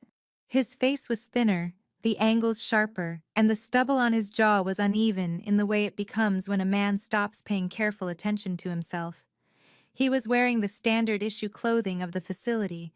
He looked nothing like the man who had carried a tray of honey tea down a hallway 8 days ago, and he looked exactly like him because the bones underneath were identical, and it was the bones I had learned to know. Mrs. Thorne was already seated in a chair against the wall. She had come at Prater's request, presumably to demonstrate family support. She sat very still with her hands in her lap and her eyes on the table in front of her, and she did not look at me. Caleb sat down. He looked at me for a long moment, and his eyes were red-rimmed in the way of someone who had either been crying or had not slept, or both. He pressed both hands flat on the table and drew a slow, visible breath as though he were steeling himself for something he had rehearsed. "Briar," he said, "I know you don't want to hear anything I have to say, but I need to say it anyway.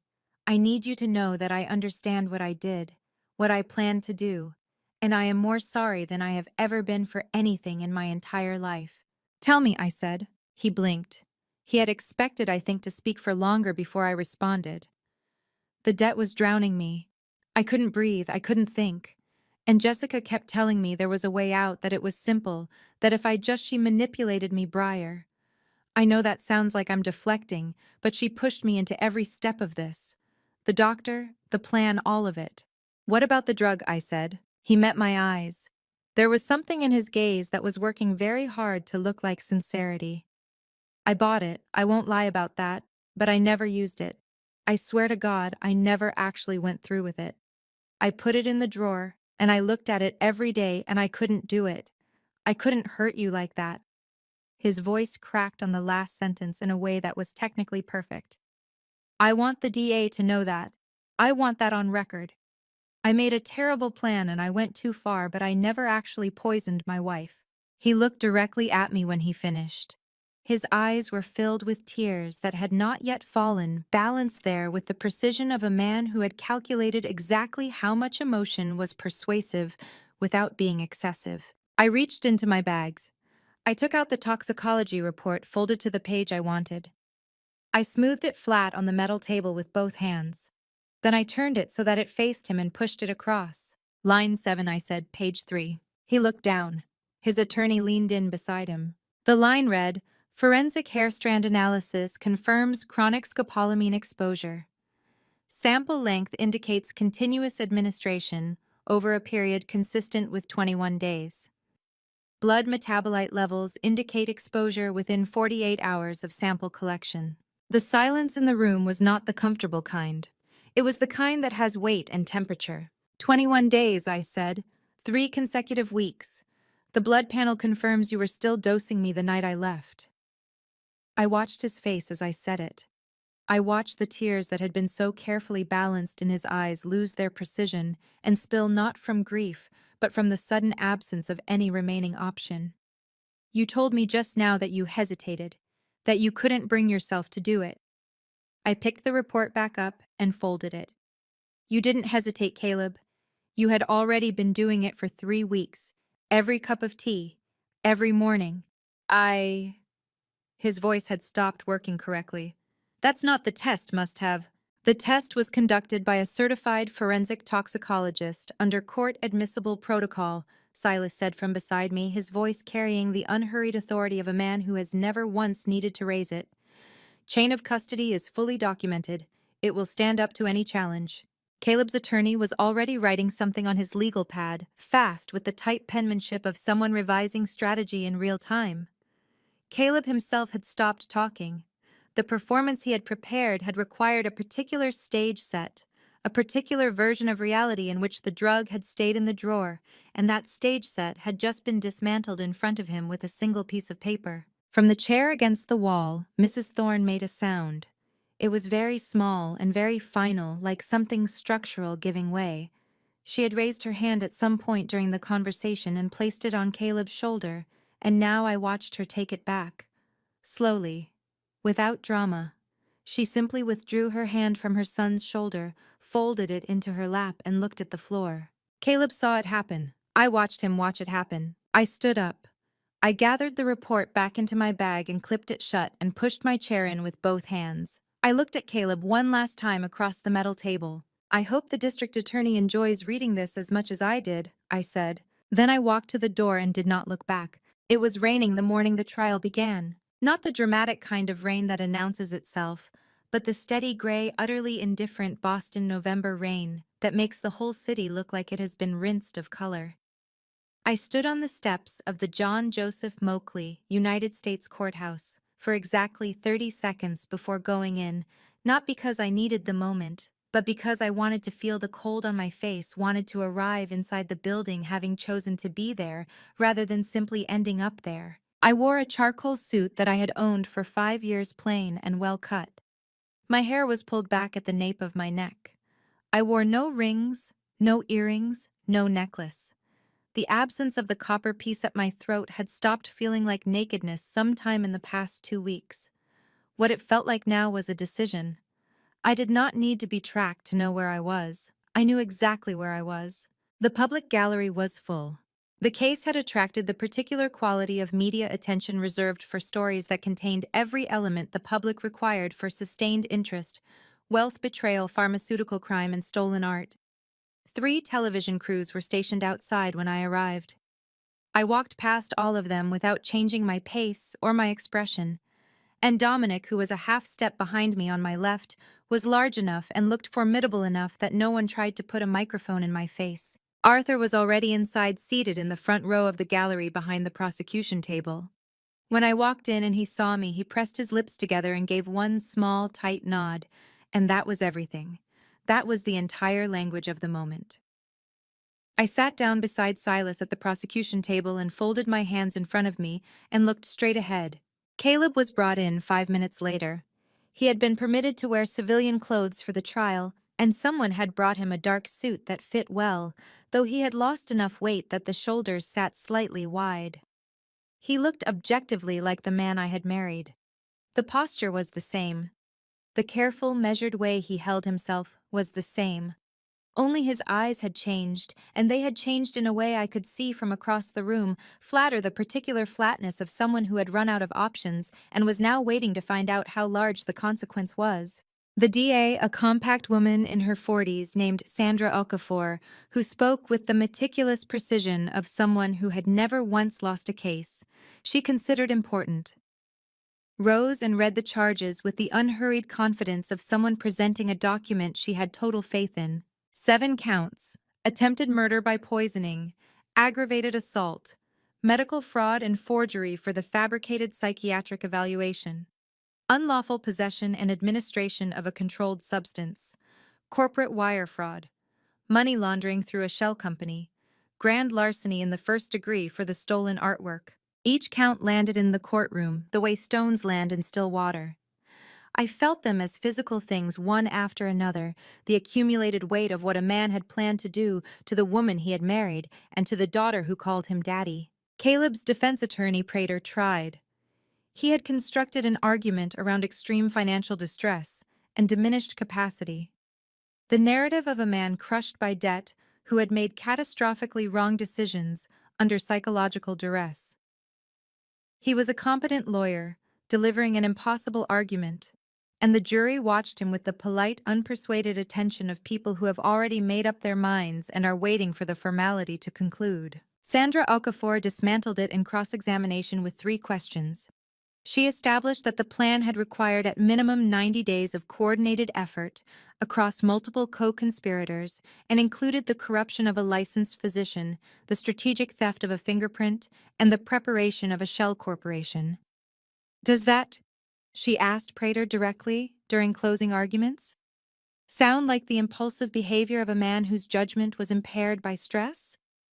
Or does it sound like the deliberate, sustained, methodical conduct of someone who knew exactly what they were doing at every step? Prater had no good answer for that. He sat down. Jessica Reynolds was the last witness called before the jury retired. She had accepted a plea agreement in exchange for full cooperation, and she had dressed for the occasion in a way that suggested she understood the optics: a plain blouse and no makeup, the presentation of someone who had stripped away everything performative. She sat in the witness stand with her hands folded on the railing in front of her and answered Sandra Okafor's questions in a flat, steady voice that never once broke. Miss Reynolds, Sandra said, in your own words, what was the purpose of the plan as Caleb Thorne described it to you? Jessica looked at the jury rather than the courtroom. He said once she was out of the picture permanently, all the money would clear to us. He said we would buy a boat and move to Miami. She paused. He said it like it was a vacation plan. The murmur that ran through the gallery was not subtle. The judge gavelled once. In the row behind me, I heard Arthur draw a single sharp breath and release it slowly. I did not look at Caleb during Jessica's testimony. I looked at the jury. I watched 12 faces process what they were hearing. Watched the expressions move through discomfort and comprehension in something harder and more conclusive. And I thought about the girl who had stood on the steps of an art museum 3 years ago and believed that a man who could talk about a painting for 20 minutes without losing the thread of it was someone worth trusting. The jury retired at 11:47 in the morning and returned at 2:31 in the afternoon. The foreperson was a tall woman in her 60s who read the verdict with the steady gravity of someone who had sat with a decision of this weight and had made it carefully. On all 7 counts, guilty. The sentencing hearing had been expedited at the prosecution's motion 3 weeks prior, citing the completeness of evidence already on record and the defendant's documented flight risk. It followed the verdict that afternoon with the compressed, inevitable quality of something that had already been decided. Caleb Thorne was sentenced to 18 years in federal prison with no possibility of parole and ordered to pay $3,200,000 in restitution. Jessica Reynolds received 7 years. Dr. Raymond Holt was stripped of his medical license and sentenced to 3 years. The Beacon Hill penthouse was to be seized under federal asset forfeiture law. Caldwell Gallery was referred to the bankruptcy court for Chapter 7 liquidation. When the judge read the 18 years, Caleb made a sound. It was very small, and it came out before he could stop it, a single bitten-off syllable that held within it the entire collapse of everything he had planned and built and lied about and stolen. He did not look at me. He looked at the gallery, at the row where his mother sat, and the expression on his face was something I will not try to describe completely, because some things do not translate cleanly into language. He looked like a man who had finally fully understood what he had done and who could not go back. Mrs. Thorne was sitting in the last row on the far left, exactly where she had sat at the visitation meeting. She was looking at her lap. She did not look up when the sentence was read. She did not look up at all. The bailiff crossed the courtroom and fastened handcuffs over Caleb's wrists. The sound of the mechanism locking was clean and metallic in the sudden quiet of the room. They led him out the side door. He passed within 4 feet of where I was sitting, close enough that I could have reached out. His head was down, his pace steady, and then for exactly 1 fraction of a second, his step stuttered. A single beat of hesitation so small that only someone who knew how he walked could have detected it. Then he continued, and the heavy door opened and he was gone. I sat for a moment after the room began to move around me, after the noise of the gallery and the lawyers and the journalists resumed. I sat and I said goodbye to something. Not to Caleb. That goodbye had happened the night I stepped off that iron trellis into the wet November grass and left a marriage behind me. What I was saying goodbye to now was the version of myself who had needed that marriage to feel safe. The woman who had measured love in cups of tea and small repeated kindnesses and had not thought to look at what was in the cup. She was gone. I knew it the way I knew when a restoration was truly finished, not with fanfare, but with the quiet certainty of someone looking at a completed thing and recognizing it. I stood up, gathered my bag, and walked toward the door. Arthur and Dominic were waiting on the courthouse steps in the rain. Dominic had his collar turned up against the wet, and his hands in his pockets, and when he saw me come through the door, he crossed to me in 3 steps and wrapped both arms around me so hard I felt my spine pop, and he said absolutely nothing, because there was nothing that needed to be said. Arthur stood a step back and watched us with his hands at his sides and his eyes very bright and his jaw working slightly.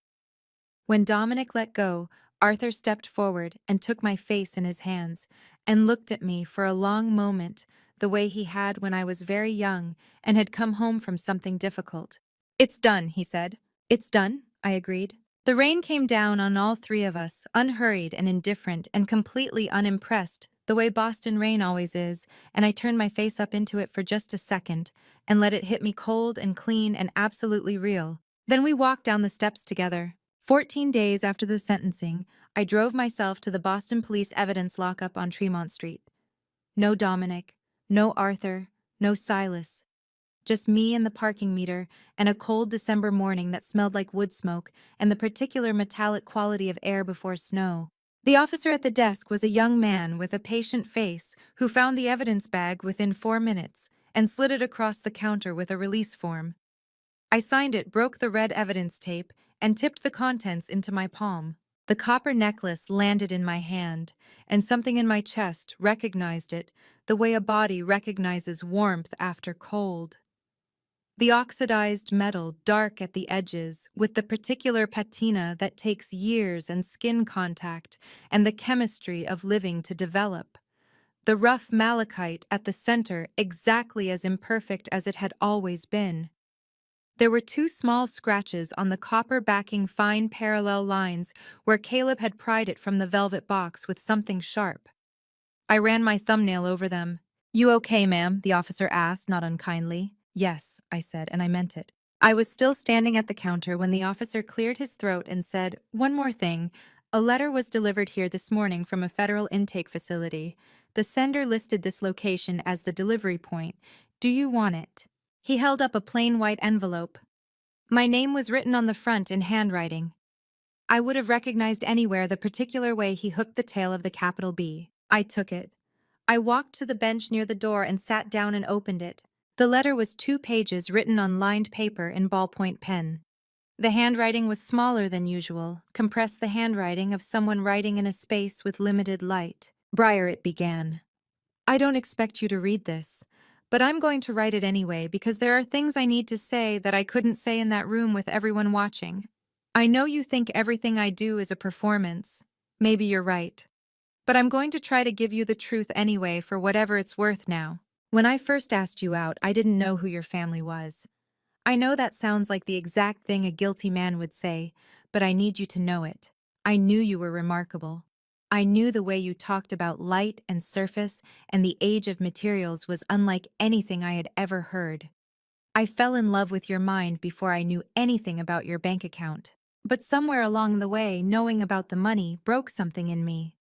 Not because I wanted it, because standing next to it made me understand how small I was. I felt like a forgery next to you, Briar. A very good reproduction, but not the real thing. And I couldn't live with that. So I stopped trying to be real and started trying to take. I know that doesn't excuse anything. I know Ivy will grow up knowing what her father did. That is the part that I cannot put down. That is the weight I will carry for the rest of my life, and I deserve every pound of it. I need you to know that I loved you. Whatever that love became, whatever I turned it into, there was a real thing underneath it in the beginning. I need you to know that. I folded the letter. I held it in both hands for exactly 5 seconds. He was doing it again. Even from a federal intake facility with a ballpoint pen and 2 pages of lined paper, Caleb Thorne was trying to reframe the story. Not "I hurt you, but I was hurting." Not "I chose to poison you, but the money broke something in me." The letter was beautifully constructed in the same way that all of his carefully assembled expressions of concern had been beautifully constructed, with just enough genuine feeling woven in to make the manipulation invisible to anyone who was not looking for it. I was looking for it. I walked to the trash can beside the exit door and dropped the letter in. I did not hesitate. I dropped it the way you drop something that is finished, the way you put down a tool when the work is done. Then I walked out into the cold December air and clasped the copper necklace around my neck. The metal was cold for a moment, then it was not. Ivy was at the park with Dominic when I arrived, which was the arrangement we had made so that she would have somewhere fun to be while I handled the morning's errand. The park ran along the harbor and was mostly empty on a weekday morning in December, just a pair of joggers and an older man throwing bread to a cluster of pigeons who were deeply invested in the transaction. Ivy saw me coming from 30 feet away and responded with the kind of full-body enthusiasm that only small children and golden retrievers can muster.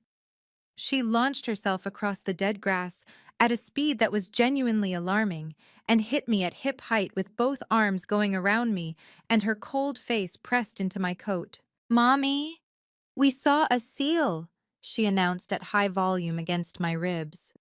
"In the water, a real one." It looked at Uncle Dom, and then it went back under. "It did not look at me," Dominic said, coming up behind her. "It looked at the water. It looked at you." Ivy said firmly with the absolute conviction of someone who was 5 and had therefore never once been wrong about anything. She grabbed my hand and began pulling me toward the waterline. Come and see if it comes back. I think it will come back if I call it. Seals don't come when called, Dominic said. This one might, Ivy said. I let her pull me.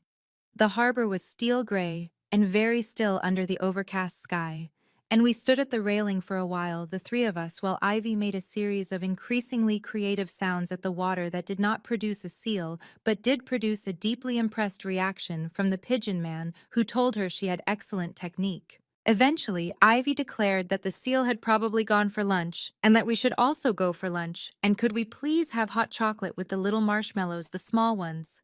Not the big ones, because the big ones are too sweet. The big ones are too sweet, Dominic confirmed seriously. Exactly, Ivy said, and linked one hand through mine and one hand through Dominic's, and marched us toward the park exit with the energy of someone who has resolved a complex logistical problem. I looked down at her hand in mine, small and cold and utterly certain that the person holding it would not let go. I found a bench near the park gate and sat down for a moment while Dominic took Ivy to the hot chocolate cart at the corner. The morning was very quiet.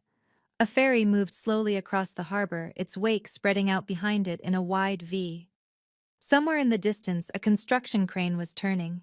I reached up and touched the necklace at my throat. The copper was warm now, warm to my temperature, part of my surface again. The small scratches Caleb had left were still there. I had not had them buffed out, and I was not going to. Not because I wanted to commemorate what he had done, but because I had learned something important about surfaces in 11 years of working with old things, which is that the marks of what has happened to something are not the same as damage. They are information. They are the record of how a thing has lived. The chip inside the necklace blinked its signal every 12 seconds. I had checked the sync that morning, and it had connected immediately to the Vance family servers as reliable and unchanged as it had always been.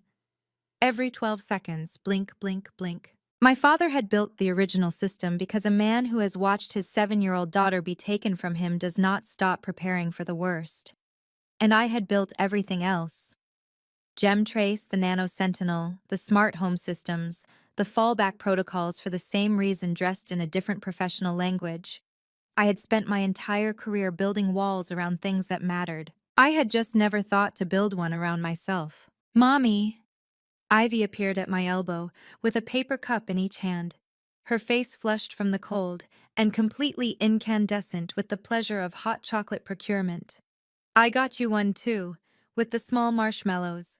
The right ones, I said. Obviously, she said, and climbed up onto the bench beside me and leaned against my arm with the trusting, boneless lean of a child who is very warm and very happy and does not need anything in this moment except to be next to the person she loves most. I wrapped both hands around the cup and sat there with my daughter pressed against my side, and the harbor spread out before us, and the copper necklace warm at my throat, and I understood something that I had been approaching for weeks without being able to name it directly. Safety is not something you receive.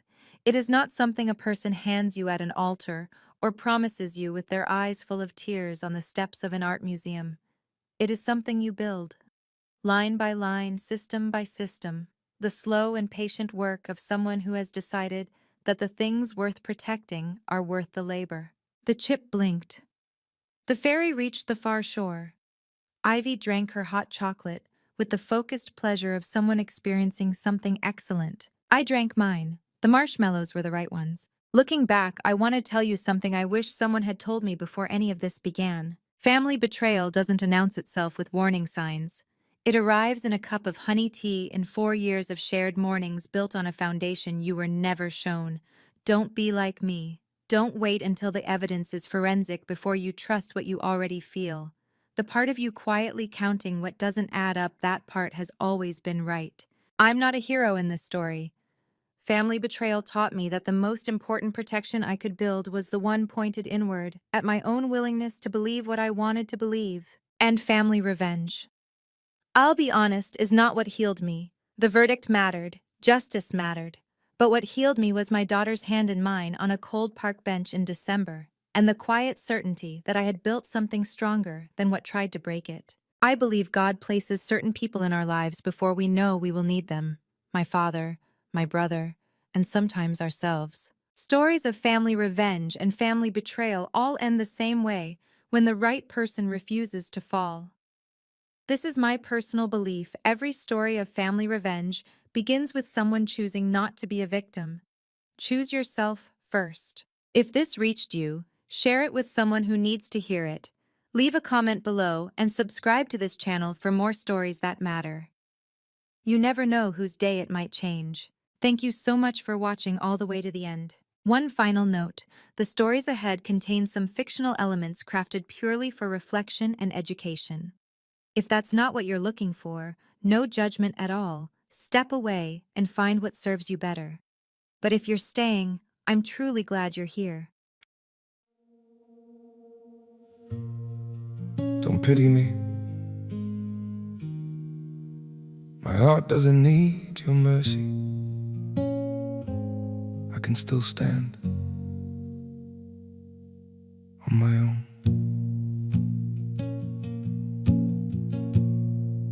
I was broken by your leaving, fell deeper than I thought I would. But pain has taught me how to heal now and survive what once I couldn't. You don't have to look back sadly, don't reach out with guilty hands. What you shattered made me stronger. Now I rise where I once collapsed. My heart doesn't need your pity, not another empty sign. I've got enough strength left within me to rebuild this life of mine. My feet are steady through the sorrow. I can stand through all the pain. You don't have to save me, darling. I'll learn to breathe again. I once begged for your affection. Now I've learned my worth in scars. And the man you left in pieces found his own way through the dark. My heart doesn't need your pity, not another empty sign. I've got enough strength left within me to rebuild this life of mine. My feet are steady through the sorrow. I can stand through all the pain. You don't have to save me, darling. I'll learn to breathe again.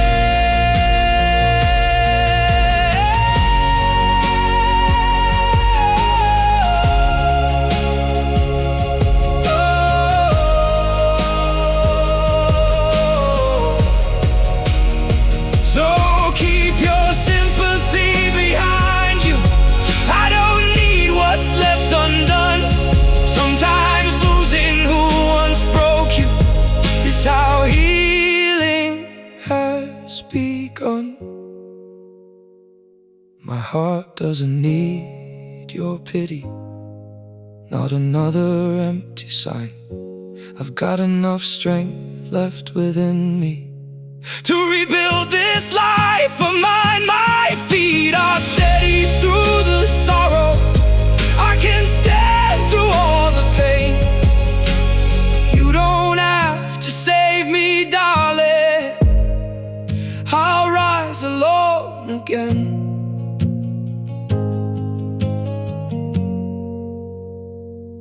I'll rise alone again.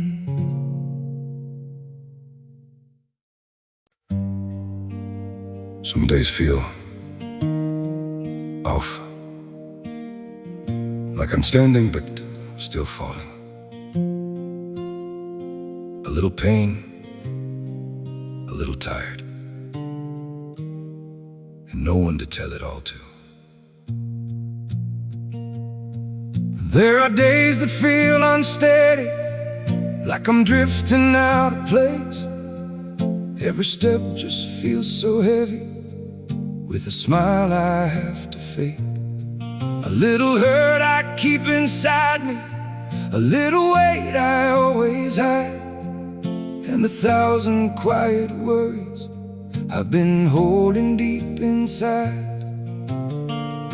There's no one here to tell it to, no one who would understand.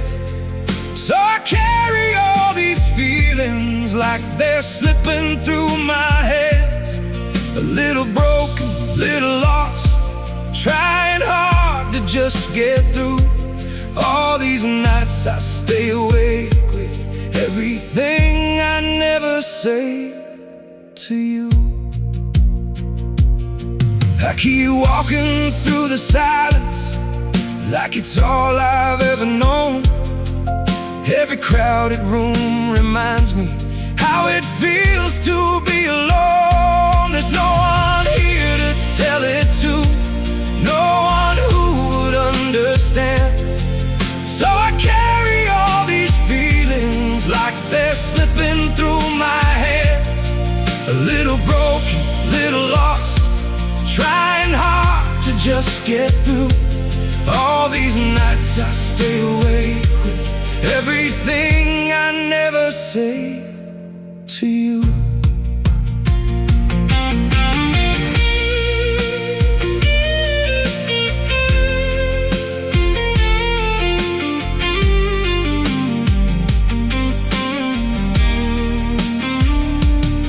Maybe one day I'll be stronger, maybe I'll learn how to speak, but for now I keep it buried in the parts of me too weak. There's no one here to tell it to, no one who would understand.